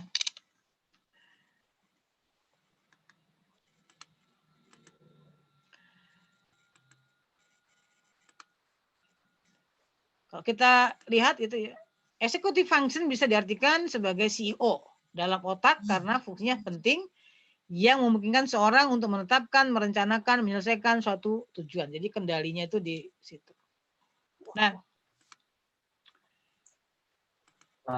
dari executive function kita bisa bangun 7 skill-nya anak gitu. 7 skill, nah kita bahas sedikit yang punyanya Ellen Galinsky ya. Beliau dengan beberapa pakar neuroscience, pakar psikologi, kemudian pakar pendidikan anak gitu ya, dokter anak, mereka membuat riset apa sih yang bisa membuat orang bisa bahagia di usia zaman dewasanya menghadapi kondisi zaman now gitu. Ternyata katanya harus punya kemampuan 7 skill dia bilang. Ini riset mereka selama 12 tahun, 75 profesor dokter melakukan riset ini. Pertama, fokus dan self control. Kemampuan fokus dan kontrol diri. Kalau sudah punya kemampuan fokus dan kontrol diri, maka baru punya kemampuan perspective taking. Apa itu? Memahami orang lain, memahami suasana dalam bentuk yang berbeda. Kemudian baru punya kemampuan communicating. Apa communicating? Listening-nya, kemudian receptive language-nya, memahami, kemudian expressive language-nya, writing dan reading. Reading termasuk membaca hal yang tersirat, membaca suasana. Nah, kalau sudah punya kemampuan communicating, baru punya kemampuan making connection. Apa making connection? Itu adalah melihat koneksi antara benda dengan benda, benda dengan peristiwa, peristiwa dengan peristiwa. Jadi kalau terjadi peristiwa ini, apa yang akan terjadi dampaknya? Kalau saya mandi, saya perlu apa? Perlu sabun, perlu air, perlu anduk, perlu sikat gigi. Itu namanya making connection. Nah, lalu kalau sudah punya kemampuan making connection, baru dia punya kemampuan critical thinking.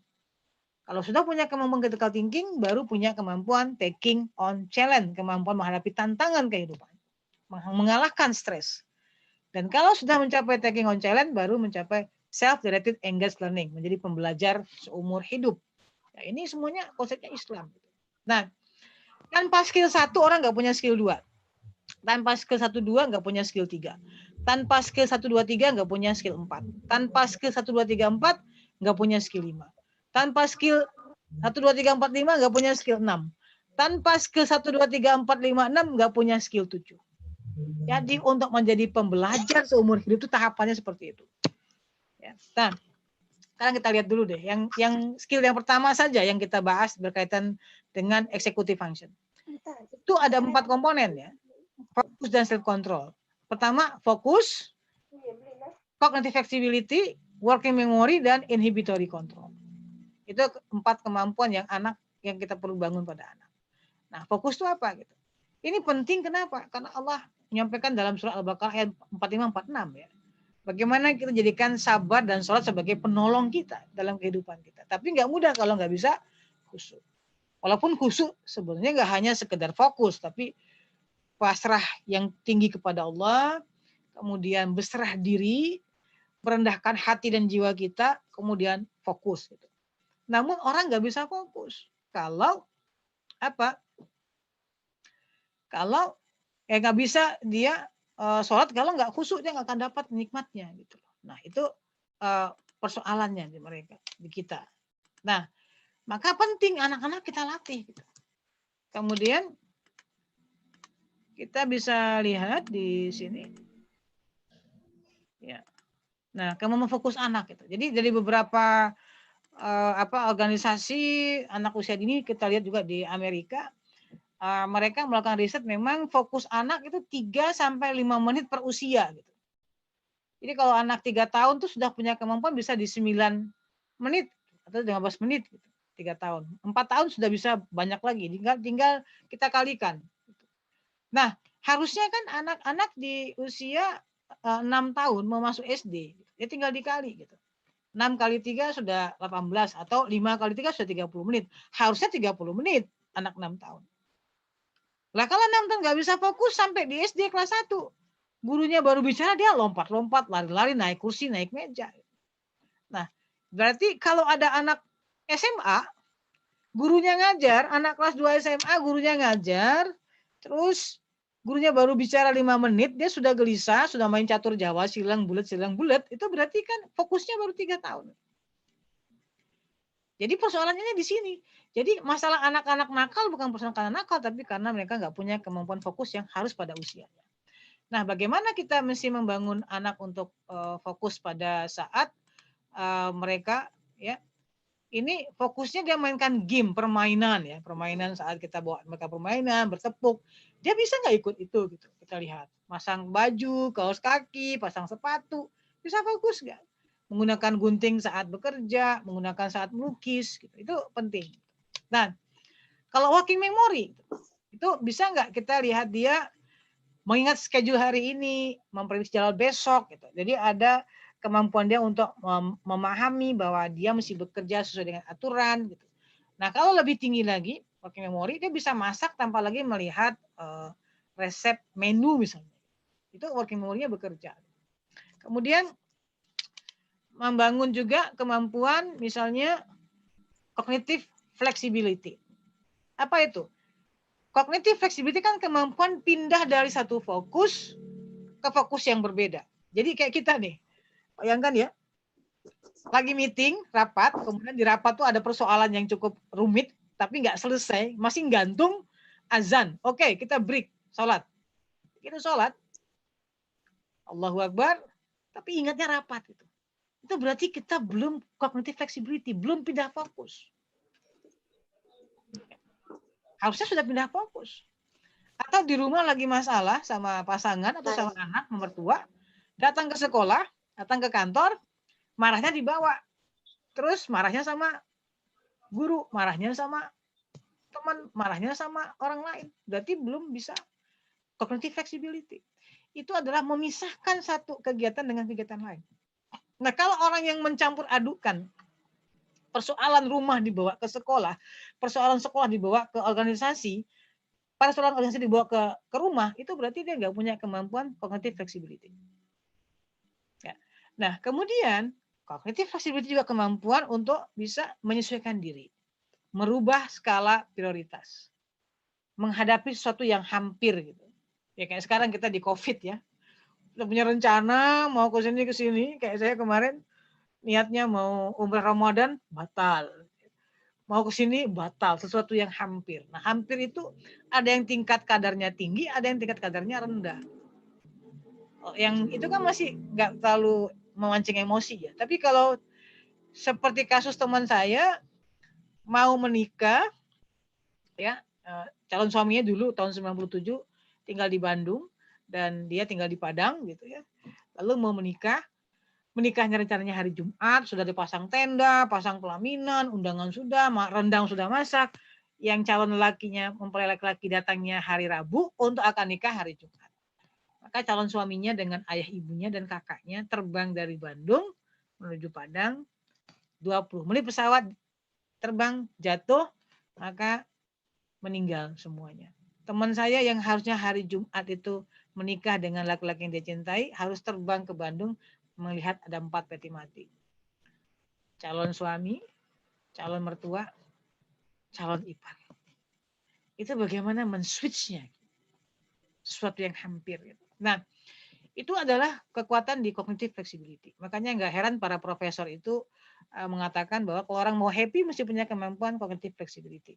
Dan semakin tinggi kemampuan cognitive flexibility, maka semakin tinggi juga posisi jabatan yang dia dapatkan. Maka untuk anak usia dini bagaimana kita latihkan itu?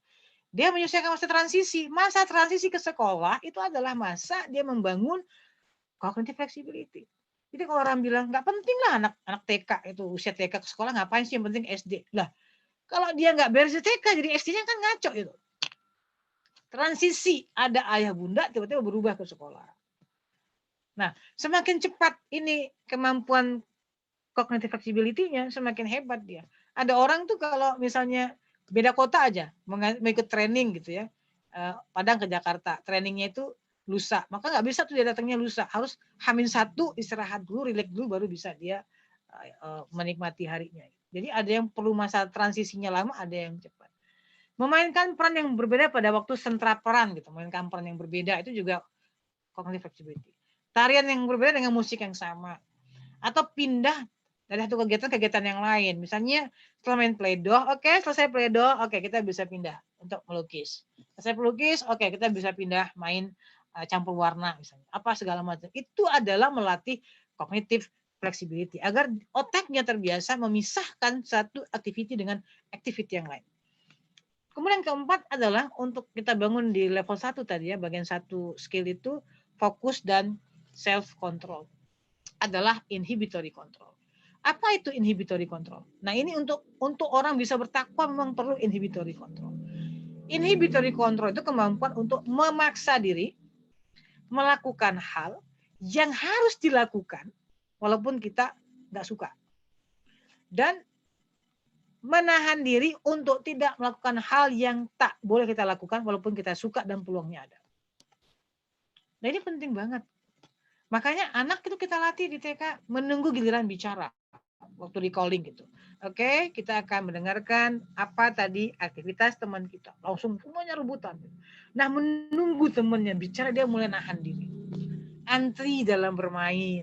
Menggunakan krayon bersama teman. Misalnya, ini krayonnya ada 12 warna, tapi cuma satu kotak. Anak ada 10. Maka mereka ganti memakainya. Aku mau pakai yang warna hitam. Aku tuh masih pakai. Tunggu dulu. Itu bagian dari inhibitory control buat anak. Kemudian membangun kembali balok yang runtuh. Gitu. Dia bangun balok, terus runtuh. Baloknya hampir selesai. Wah, gitu ya, sudah bagus, runtuh. Maka dibangun kembali. Sesuatu yang hampir, tapi hilang gitu. Nah, itu dilatih kembali. Nah, otak anak itu hanya bisa dibangun dengan kegiatan, bekerja, experience. Nah, itu program yang kita buat pada anak.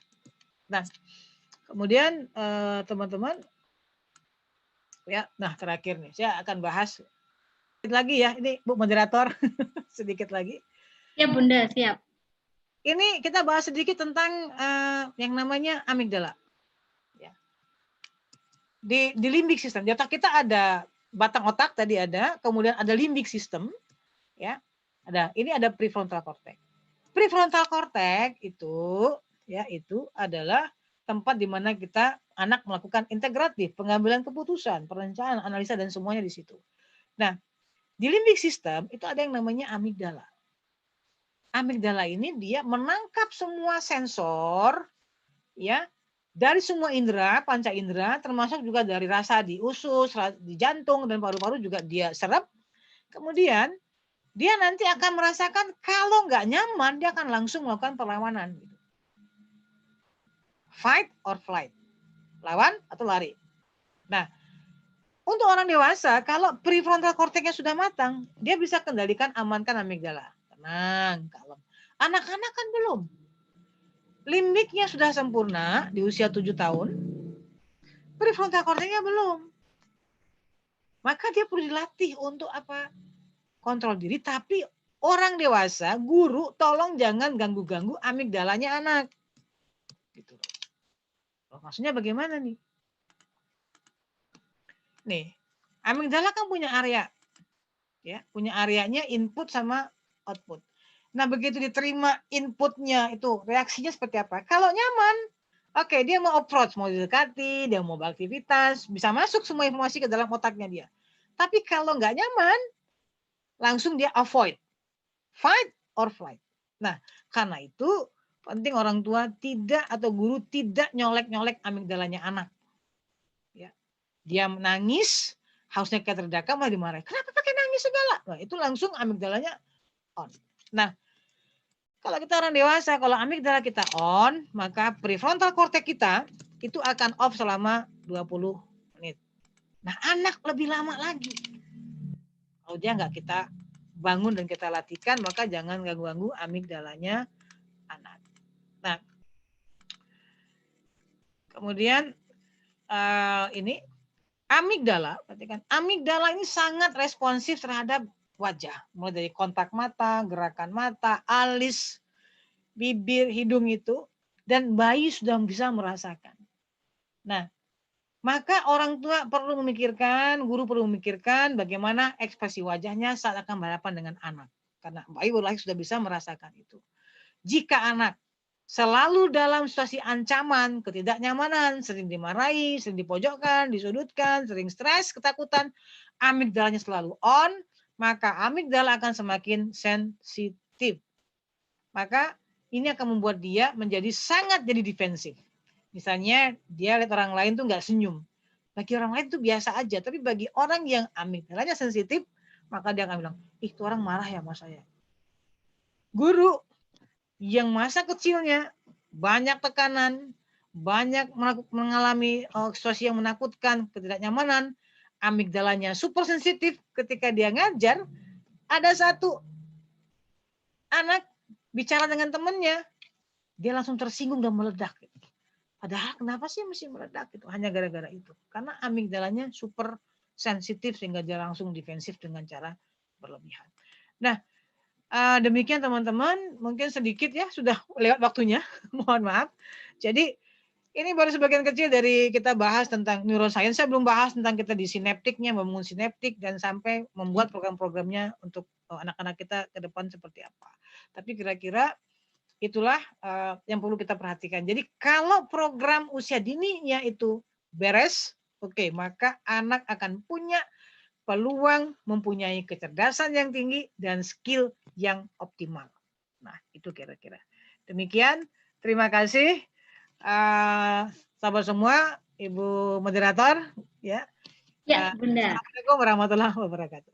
Waalaikumsalam warahmatullahi wabarakatuh. Luar biasa ya, saya sampai wow terkagum-kagum, dan kita bisa mengetahui bagaimana bagian-bagian otak dan fungsinya dan bagaimana cara mengajarkannya. Ya, Bunda, ini luar biasa antusiasme peserta. Jadi saya mengelis lebih dari 30 pertanyaan ini ya. Oh, yeah. 30 pertanyaan ya. Tapi untuk efektivitas waktu, jadi tidak kita raise hand, jadi saya akan membacakan chatnya saja ya Bunda ya. Ya. Nah, saya sudah menggabungkan beberapa pertanyaan yang hampir sama ya. Ya. Ini ada pertanyaannya dari Bunda Yasa di Ponorogo, kemudian ada dari Ika Banjarmasin, Afrida Tasik, kemudian ada yang tidak disebutkan ya namanya. Ini ada sekitar berapa ini? 6 penanya Bunda. Ini terkait dengan yang sekarang ini bagaimana kita dihadapkan dengan pembelajaran kan di rumah ya. Jadi anak berhadapan dengan layar, dengan HP, dengan laptop, dengan TV ya. Nah, apa yang kemudian terjadi di otak tentang neuroscience ini ya, dan kemudian akhirnya beberapa anak kecanduan HP gitu ya. Jadi kecanduan HP, akhirnya dia gampang marah, kemudian merajuk, berontak, dan banyak efek negatif lainnya ya. Bagaimana cara bijaknya ini Bunda ya. Jadi ini mungkin orang tua juga pengajar juga ini yang tanya ya. Jadi bagaimana mengajarnya ini? Karena memang era pandemi ini kan memang seperti itu, bahkan era new normal juga seperti ini ya, masih jadi memang di rumah berhadapannya kita tidak bisa lepas dari HP dan laptop dan sebagainya itu. Konsep neuroscience-nya bagaimana kalau dilihat hal seperti ini, Bunda? Mungkin itu dulu. Ya, jadi begini. Kalau untuk ini sering banyak salah konsep orang tua dan sekolah juga. Untuk usia dini TK itu 0% anak online belajarnya. Jadi yang online itu adalah orang tuanya. Jadi pihak sekolah menyiapkan program, lalu nanti pihak sekolah konsultasi dengan orang tua untuk ngecek jalan nggak programnya. tidak anak, bukan anak. Ya. Kalau anak SD, kalau SD itu hanya boleh maksimal 20%. Kalau kita Dinya Putri biasanya cuma setoran hafalan atau setoran tahsin sama gurunya. Lainnya enggak. Nah, kalau SMP, SMA sudah bisa 50%. Nah, sekarang apa dampaknya? Jadi begini.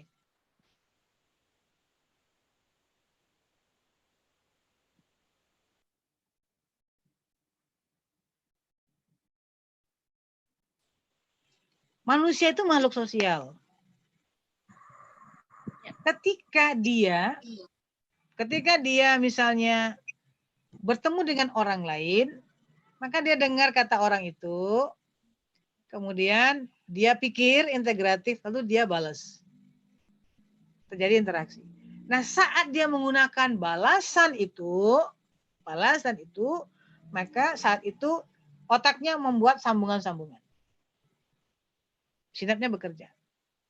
Nah, ketika menonton TV, itu nggak terjadi hubungan yang terbalik. Nggak ada. Nggak ada hubungannya. Kenapa? Karena dia hanya satu arah, dia hanya lihat. Hanya lihat. Nah, dampaknya apa? Dirinya nggak terbangun. Oleh karena itu tidak aman. Ini saya ada menyampaikan hasil riset terbaru, seorang pakar di bidang neuroscience juga, dia bilang kondisi COVID sekarang, dia katakan, kalaupun semua orang itu bisa online, mau Zoom, belajar online, tetapi itu tidak akan bisa menggantikan interaksi manusia dengan manusia. Kenapa? Karena ketika manusia kita bertemu, misalnya saya dengan Ibu Maulidia, kalau sekarang kan cuma online, tapi kalau ketemu langsung, jantung saya punya getaran, itu kan 3 meter. Dan Ibu juga punya getaran 3 meter, itu ketemu. Dan itu ada efeknya kepada tubuh. Jangankan manusia, sesama hewan itu begitu. Itu diteskan ya. Anjing itu ketika majikannya belum pulang ke kantor, dari rumah ke kantor ke rumah, dicek jantungnya, gelombang jantungnya anjing itu, lalu majikannya juga dicek. Itu beda sekali gitu, acak. Ketika sampai di rumah, bertemu, saling senyum, hai Vicky, apa kabar? Misalnya namanya begitu, itu ternyata beda. Gitu. Dan itu memberikan efek kepada kesehatan. Lalu apalagi gelombang di otak. Jadi otak ini juga punya gelombang yang saling mentransfer. Saya bilang begini, sederhananya Bu ya. Bagaimana kira-kira kalau pengantin baru hanya ketemunya online? Waduh. Nah, itulah jawabannya. Iya, oke. Nah, jadi nggak bisa menggantikan. Tidak bisa digantikan ya, Bunda. Kedua, kalau anak 0 sampai 2 tahun melihat screen, itu waktu dia lihat screen di sini kan aktifnya osipital, ininya kan off 2 jam. Artinya kalau ini dia digunakan maksimal, ini nggak bekerja, nggak ada sambungan. Sementara yang dibangun itu ininya. Nah, lalu anak usia dini 2 sampai 7 tahun hanya boleh 2 jam seminggu paling lama nonton layar. Sisanya mesti bergerak. Kenapa? Karena yang dibangun itu bukan penglihatannya. Bukan ini, tapi ini. Dan membangun ini harus lewat bekerja, bergerak. Dia main balok, dia main sepeda, dia melompat di taman, dia main tali, dia ikut masak, dia main boneka-bonekaan. Itu akan membuat sambungan di sini. Nah, kemudian kenapa sampai anak yang sudah ketagihan gadget, ya, suka nonton, nggak dikasih ngamuk, kenapa? Karena ini nonton itu sudah memunculkan kenyamanan. Nyaman, maka muncul dopamin. Dopamin itu nagih per periodik. Setiap periodik dia nagih.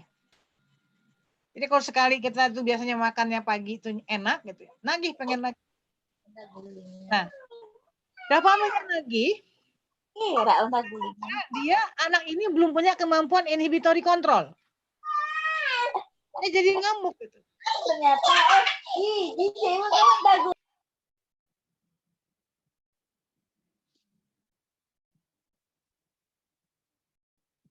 Bagaimana? Oke, boleh main, lihat film setengah jam, setelah itu main sepak bola di lapangan.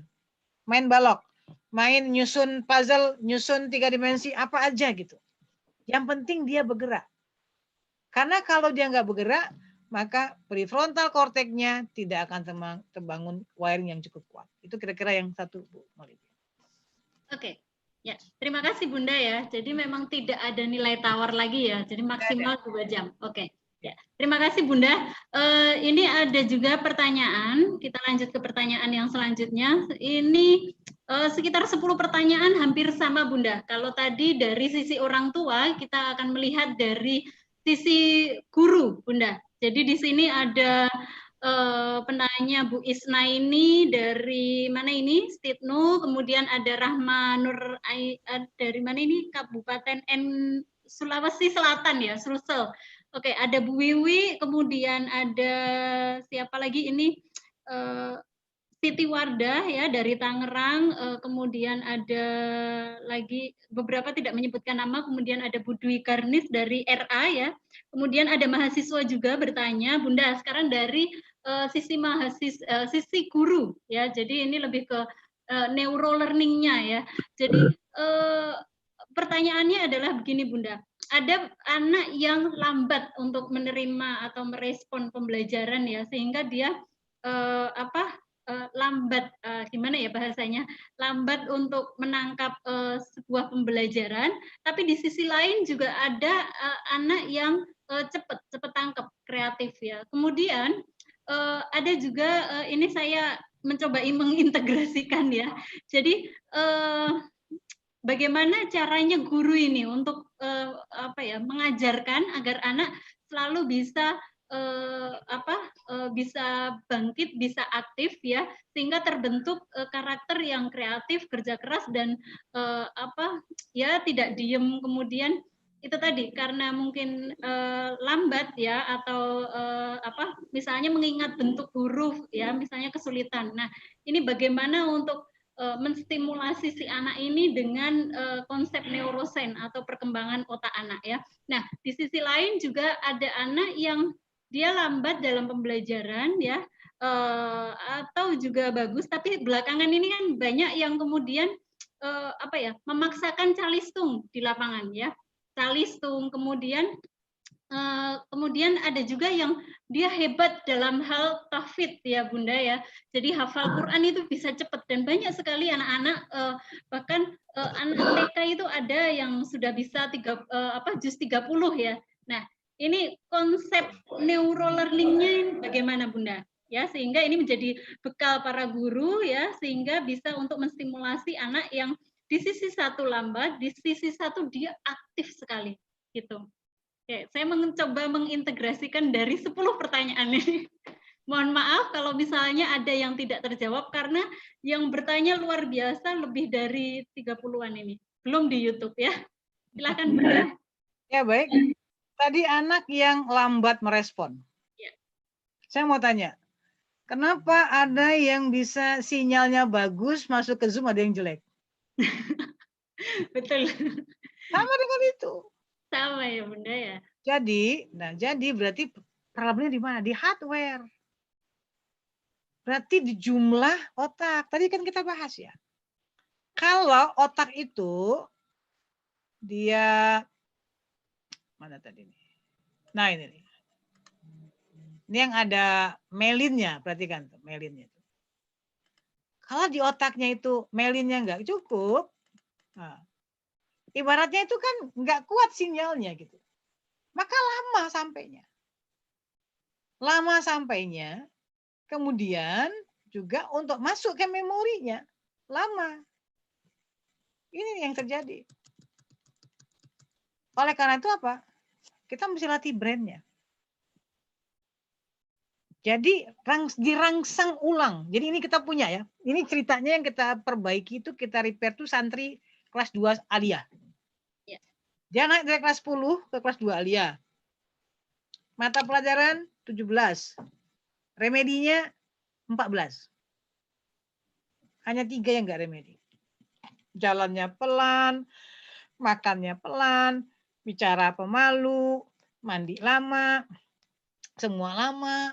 Kalau diterangkan nggak ada yang nempel, padahal IQ-nya 100, waktu itu 113. Di atas rata-rata. Jadi ibaratnya apa? Dia sudah Android, tetapi sudah punya WhatsApp, tetapi WhatsApp-nya belum aktivasi. Berarti anak yang lambat ini adalah programnya mengaktifasi kembali, atau kalau belum ada, mesti dibikin ulang. Lalu anak ini akhirnya tinggal kelas, nggak mau tinggal kelas, kemudian kita kasih solusi buat program 3 bulan. Program 1 bulan pertama untuk anak ini apa? Program bayi 0 sampai 2 tahun. Kenapa? Karena sudah gerakan lambat, semua lambat, berarti sensori motornya nggak kebangun di 0 sampai 2 tahun. Dia mesti merangkak ulang seperti bayi.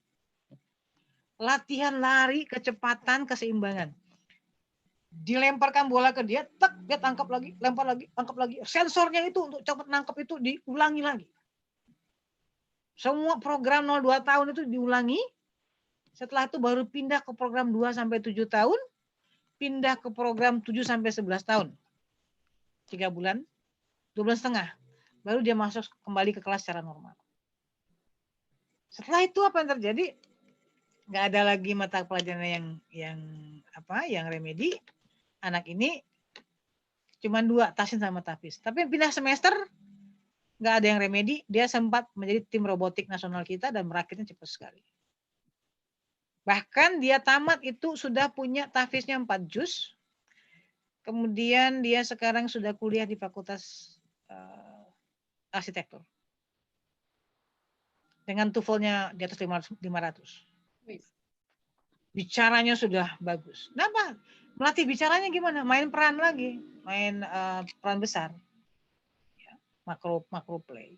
Jadi semua itu diulang yang kececer. Jadi artinya apa? Jadi begini, ketika Allah menciptakan manusia, kita tengok di Al-Quran ya, bahwa Allah itu apa? Ketika Nabi Adam diciptakan, itu yang dibangunnya pertama kali itu, kalau kita lihat di surat Al-Hijr ya ayat 15, itu Allah membuatnya dari tanah, dibentuk dulu tanahnya, setelah sempurna tanahnya ditiupkan ruh. Juga ketika Allah menyampaikan tentang membuat manusia setelah Nabi Adam, gitu. Itu kan juga dari setetes mani, kemudian dari segumpal darah, lalu segumpal daging dan seterusnya. Setelah itu baru ditiupkan ruhnya, gitu. Jadi artinya apa? Untuk kita bisa isi itu software kepada anak, maka fisiknya benahi dulu. Jadi kalau anaknya lambat, kemudian susah menangkap, memorinya berarti dia problem. Nah, memori itu berkaitan dengan fokus. Kalau anaknya nggak fokus, maka nggak ada yang bisa dia ingat. Berarti latih fokusnya. Cara melatih fokus bagaimana? Main puzzle sampai selesai. Puzzle 200. Kalau anak TK mungkin 100 dulu. Main kolase kecil-kecil nempel. Harus selesai. Udah nggak betah, kita main sampai selesai. Selesaikan dulu sayang. Gitu, sampai selesai. Kalau sudah anak SMP jahit. Itu melatih fokus. Nah, begitu fokus terbangun. Kayak ada ponakan saya juga begitu, problem di fokus. Setiap sore selama 2 minggu dikasih 1 jam dia main puzzle 3 dimensi. Bangun robot, bikin mobil, pesawat. Lama-lama sudah tenang gitu, sudah mulai kalem, bisa fokus. Nah, kalau sudah bisa fokus, dia baru bisa punya daya tangkap. Nah, sekarang fenomena tahfiz gitu ya, gimana? Ya bagus program tahfiz. Tapi program tahfiz itu adalah yang kita harus bangun ke anak juga, enggak sekedar tahfiznya hafal, dia bisa gunakan Quran untuk kehidupannya sesuai usianya. Jangan sampai nanti mirip apa? Mirip seorang yang hafal menu 100 masakan Eropa, 100 masakan China, 100 masakan Mediterranean, hafal. Terus silakan buat. Gimana bikinnya ya? Gitu. Dia bingung. Jadi harus pada tahapan aplikasi. Jadi bagus kah tahfiz? Bagus. Tapi bimbing anak untuk bisa menjalankan itu. Hafiz, misalnya di antara yang dihafal ada tentang berbuat baik pada orang. Nah, kita berbuat baik, caranya bagaimana? Itu akan menempel pada dia. Karena Al-Quran adalah aplikasi. Itu kira-kira Ibu Maulidi. Ya, Jadi tidak hanya kognitif saja ya Bunda, tapi afektif dan psikomotorik harus jalan bebarengan. Ya, kita ke pertanyaan selanjutnya. Saya mencoba mengintegrasikan dari Zoom dan dari YouTube ini banyak sekali yang bertanya Bunda, antusiasnya ya. Bahkan ini di kelas sudah 409 dan di YouTube tadi saya lihat 100-an lebih tadi ya, 500-an lebih berarti. Nah, Bunda, ini tadi sudah dari sisi orang tua, dari sisi guru. Nah, ini ada yang bertanya terkait dengan dari lingkungan ini, Bunda. Ya, ketika lingkungan itu tidak mendukung, ya kan?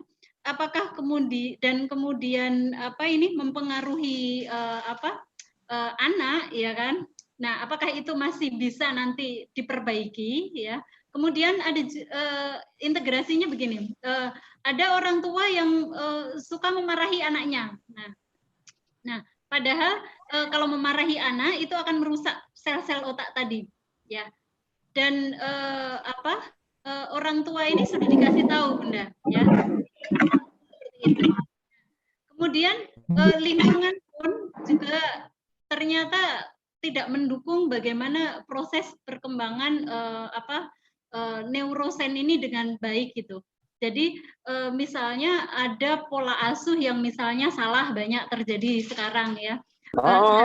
Apakah itu masih bisa diperbaiki di saatnya nanti? Meskipun tadi Bunda sudah menyampaikan tadi materi itu, mungkin ini beberapa pertanyaan banyak terkait tentang itu Bunda. Mungkin lebih ditegaskan lagi gitu. Misalnya, wah ini saya sudah salah ini mendidik anak ini. Nah, apakah nanti bisa memperbaiki otak ini gitu, perkembangan otak ini, mungkin gitu Bunda. Ya, jadi begini, kalau misalnya Bu paling gampang ya, ini gelas, ya. Kita mau isi tapi gelasnya tertutup, masuk nggak air? Nggak bisa. Nggak bisa. Jadi kalau kita marah sama anak, otomatis limbik sistemnya di bagian amigdala itu menutup pintu informasi masuk ke prefrontal cortex. Nggak akan nyampe. Karena dia sistemnya buka tutup. Kalau perasaan nyaman, dia baru bisa nyampe ke sini. Menjadi pengetahuan. Belum untuk aplikasi ya. Jadi kalau kita marah-marah tuh sama anak, nggak bertambah, itu kemampuannya nggak bertambah. Satu. Yang kedua, kalau misalnya lingkungan nggak mendukung, apakah anak nanti masih bisa kita perbaiki? Masih, tapi perlu kerja keras. Contoh, ada guru baik sekali sama siswa, perhatian. Tapi kalau kesinggung itu ngamuknya berat, kata-katanya pedas, gitu. Sampai ke hati itu luka-lukanya dalam, tajam. Nah, akibatnya apa? Dia terpaksa mesti diterapi. Terapi untuk bisa pulih dari luka-luka batinnya. Kenapa? Sebab energi negatif itu akan mengalir terus. Jadi mungkin nggak kita perbaiki nanti? Masih mungkin, tapi kalau nanti mesti kerja keras. Nah, menjelang itu, alangkah kasihannya orang ini. Jadi ini ada sebuah riset ya, tentang brain itu. Anak yang bayinya dia ceknya dari usia 3 bulan. 3 bulan, 4 bulan, 5 bulan, 6 bulan. Di usia 3 ini, 4, 5, 6 bulan. Menyaksikan orang tuanya bertengkar. Rangka bertengkar itu. Nah, nanti diikuti anak itu, ternyata setelah dia di usia sekolah, anak-anak yang sering menyaksikan orang dewasa bertengkar, berbicara buruk, kesulitan untuk kontrol diri. Kenapa? Ini nggak kebangun, nggak nyampe. Jadi susah kontrol diri gitu. Kalau singgung langsung ngamuk, marah gitu, nggak bisa dia kontrol diri. Jadi artinya apa? Kita perlu menyampaikan kepada orang tua untuk melakukan perubahan itu untuk pendampingan anak. Gitu. Jadi bisakah kita perbaiki? Bisa, tapi memang perlu terapi luar biasa. Dan dengan izin Allah ya, kalau bisa dia diperbaiki. Itu kira-kira. Oke, perbaikinya neuro parenting ya Bunda ya. Serba neuro. Ya, Terima kasih Bunda pertanyaannya. Waktu masih, jadi bisa lanjut ya Bunda ya? Iya, iya. Nah, oke. Tadi dari sisi orang tua sudah, dari guru sudah, lingkungan juga sudah. Ini ada beberapa pertanyaan terkait bagaimana sih perkembangan otak ini, cara kerjanya, jika anak ini dominan menggunakan tangan kiri, Bunda. Jadi ini ada Bu Homsiatun, Bu Rodotul Jannah, Anita, Ahnaita ini bertanya tentang itu ya. Saya mencoba mengintegrasikan. Jadi sering menggunakan tangan di kiri daripada tangan kanan ya. Sementara kan kalau perkembangan otak kan kebalikan. Jadi kalau tangan kiri pasti otak yang sebelah kanan ya. Kalau tangan kanan sebelah kiri. Nah, ini bagaimana kerja otaknya? Kemudian bisakah dirubah kebiasaan ini, Bunda? Apakah ini termasuk dalam kelainan otak atau tidak? Ya, dan bagaimana Islam memandang ini, pandangan Islam terkait ini, Bunda? Jadi lebih banyak menggunakan tangan kiri si anak ini. Iya, jadi left handed namanya ya. Yang dia secara namanya tangan kiri gitu, kerja tangan kiri. Nah, ada sistem di otaknya dia yang bisa dia gunakan. Jadi untuk anak yang seperti ini kan butuh program, merubahnya butuh program sih nanti. Kita juga bisa gitu, karena ada percobaan para saintis juga masukkan tangan kita di dua kotak berbeda untuk menulis, tangan kanan nulis, tangan kiri nulis. Gitu. Tapi ketika dilatihkan, lama-lama tuh bisa. Gitu. Lama-lama butuh proses tapi gitu. Nah, untuk anak kita yang seperti ini, hal-hal yang berkaitan dengan ibadah, makan, dan lainnya, itu dia dilatihkan. Gitu. Kita pernah tes, Bu. Coba. Kalau berbaris, ya, kalau baris nih, pasukan baris, kita minta jalan di tempat gerak. Angkatnya kanan apa kiri? Kiri kan otomatis kan? Kiri otomatis. Nah, ketika di pesantren itu dirubah, bisa Bu. Jalan tempat gerak langsung kanan. Itu bisa gitu. Jadi karena dia merupakan gerak otot dan koordinasi, memang butuh proses untuk melatihnya. Jadi untuk makan, minum, oke. Tapi yang lain mungkin dibiarkan gitu loh, seperti itu. Sampai dia bisa dilatihkan. Bahkan anak yang begini bisa sama bagian kanan kirinya tuh. Sama bagusnya. Ya kan juga ada atlet bulu tangkis yang tangannya kiri, atlet tenis dengan tangannya kiri gitu juga seperti itu. Ya. Jadi nggak masalah ya Bunda ya. Nggak masalah. Tapi tolong ya yang berkaitan dengan ibadah ya, makan, minum itu diingatkan, dilatihkan ke dia gitu. Siap. Jadi kalau yang lain nggak apa-apa ya, karena banyak sekali yang orang-orang yang menggunakan tangan kiri ya Bunda ya. Oke. Nah, waktu 21.17. Kira-kira masih lanjut atau tidak, Bunda? Satu lagi. Masih ada 10 menit lagi ya. Iya. Oke. Ini agak menyimpang sedikit, nggak apa-apa, Bunda ya. Tapi masih terkait dengan bagaimana neuron itu ya. Jadi ada yang bertanya tadi, Bunda, bagaimana proses memperbaiki itu tadi yang sudah tadi kan harus terapi dan sebagainya itu ya. Apakah bisa diterapi sendiri gitu ya? Ya, bisa nggak orang tua itu menerapi anak sendiri gitu? Guru bisa melakukan terapi sendiri gitu. Ya, bagaimana strateginya? Kalau orang tuanya belajar teknik terapi, insya Allah dia bisa gunakan untuk anaknya. Berarti dia perlu terapi. Terapinya macam-macam ya. Bisa secara fisik, bisa secara psikis juga gitu terapinya. Yang dia mesti belajar. Jadi kalau ada terapi yang bisa kita lihat, contohnya terapi ikhlas misalnya, itu beberapa macam teknik yang bisa dilakukan. Nah, baik secara fisik maupun psikis itu bisa. Nah, tapi kuncinya orang tuanya mesti belajar dulu, baru bisa dia membimbing anaknya. Jadi contohnya itu ada seorang anak gitu ya, dia sudah SMA gitu. Tapi ketika di SMA itu ternyata kemampuannya tidak begitu bagus gitu di sekolah. Maka orang tuanya diajarkan gitu. Anak SMA nih gimana sih terapinya? Kan nggak mungkin main Play-Doh. Iya. Jadi dibilang ke ibu masak roti setiap hari, biarkan atau bikin martabak, biarkan dia yang ngaduk tepungnya gitu dengan tangan. bikin cookies mau lebaran itu suruh dia bikin. Anak laki-laki padahal. Nah, jadi semua program-program itu dilatihkan, maka kembali terjadi wiring, sambungan, maka itu terapinya berjalan. Nah, cuman yang penting kalau mau terapi anak, pastikan ibunya sudah stabil emosinya ya, matang emosinya ya. Sebab nggak bisa terapi kalau emosinya belum stabil. Itu kira-kira. Ya, oke. Terima kasih Bunda ya. Luar biasa. Masih lagi atau sudah cukup Bunda? Tapi kurang lebih ini tadi bisa mewakili semuanya lah insya Allah ya. Jadi saya berusaha sebagai moderator untuk mencoba merangkum pertanyaan apa saja sih gitu. Dan kemudian ada yang bertanya terkait misalnya Montessori dan STEAM dan sebagainya, nanti ada sesi sendiri. Kami juga akan mengkaji kitab Nasi Ulwan di sesi yang selanjutnya ya. Jadi mungkin sudah ya Bunda, saya mungkin minta closing statement dari Bunda ya untuk para peserta hebat hari ini, karena peserta hebat itu dari semua disiplin ilmu itu ada di sini, dari mulai dosen, guru, kemudian orang tua dan kementerian-kementerian yang lain.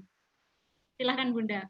Ya, jadi, sebetulnya kalau kita bahas tadi bahwa dari 11 sistem tubuh kita memang jantung brain, otak itu punya peran sebagai koordinator. Dan brain itu perlu kita bangun. Kenapa? Karena dia menjadi dasar untuk anak-anak kita bisa melakukan kegiatan sesuai dengan tahapan usianya dengan benar, sebab membutuhkan toolsnya itu. Maka penting sekali bagi kita para pendidik dan para orang tua memperhatikan kekuatan anak pada saat mereka berada pada usia dini. Nah, kita mesti bedakan yang namanya kecerdasan dan skill. Kecerdasan dan skill mesti kita bangun bersama-sama.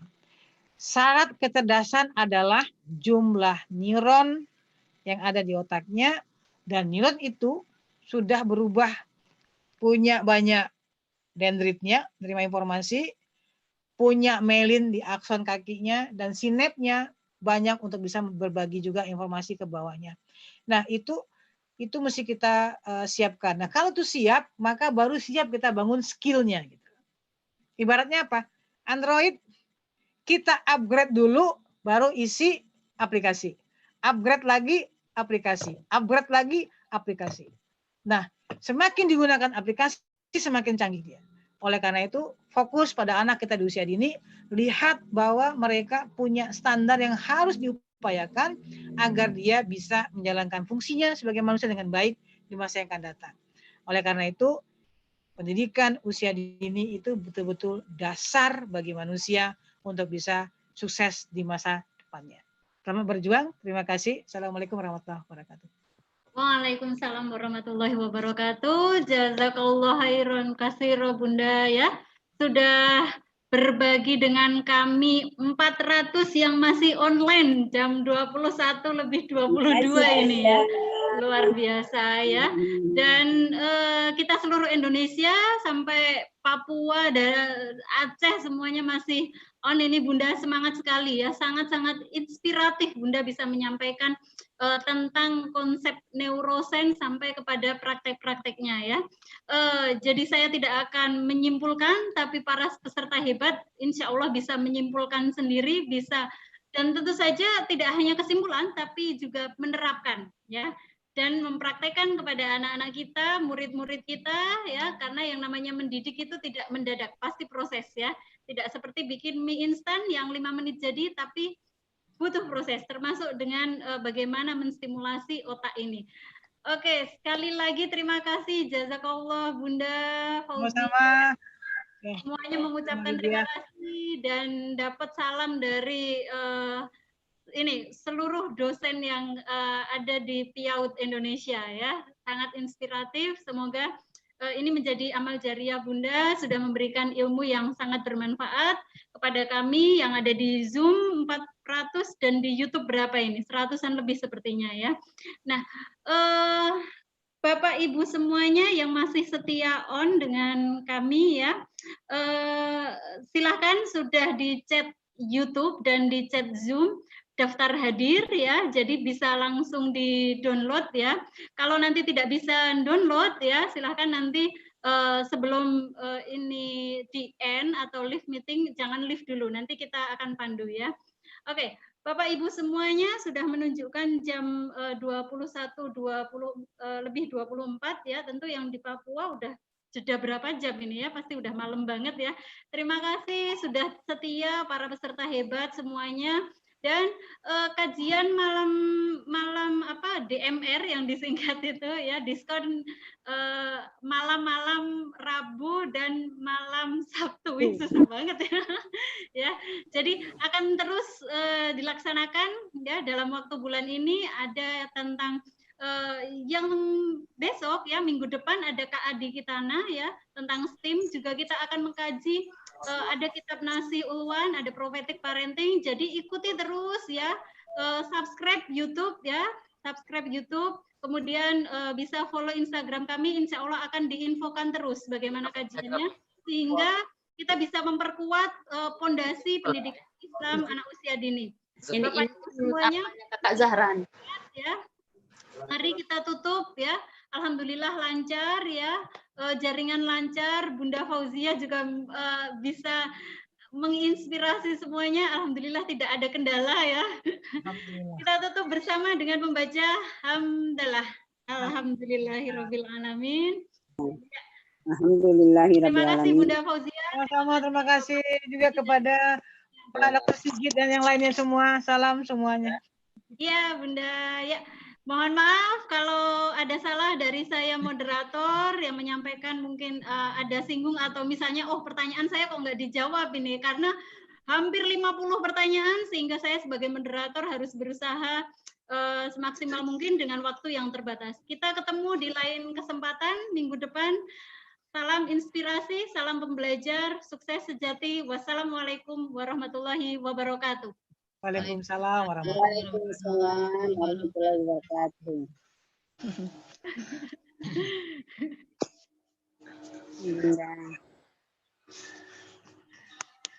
Pamit duluan. Assalamualaikum. Ya, terima kasih Bunda semuanya. Mohon maaf kalau ada salah. Luar biasa Bu Zizi. Assalamualaikum. Waalaikumsalam. Ayo videonya dinyalakan. Foto bersama. Materinya masih kosong ya Bunda. Iya, materi selanjutnya. Kami setia menunggu. Waalaikumsalam. Terima kasih Bunda Ulfa, terima kasih Bunda Zizi. Sama-sama. Ya, di-subscribe Instagram. Terima kasih. Ya, assalamualaikum. Bunda, materinya masih kosong ya Bunda? Iya, masih kosong ya. Nah, disimpan dulu linknya, disimpan dulu. Simpan dulu ya Bunda. Iya. Terima kasih ya Bunda. Assalamualaikum. Sama-sama. Assalamualaikum. Pakai sertifikat, hasilnya PowerPoint bisa diedit nama ya, Bunda ya. Ini Bunda. Terima kasih.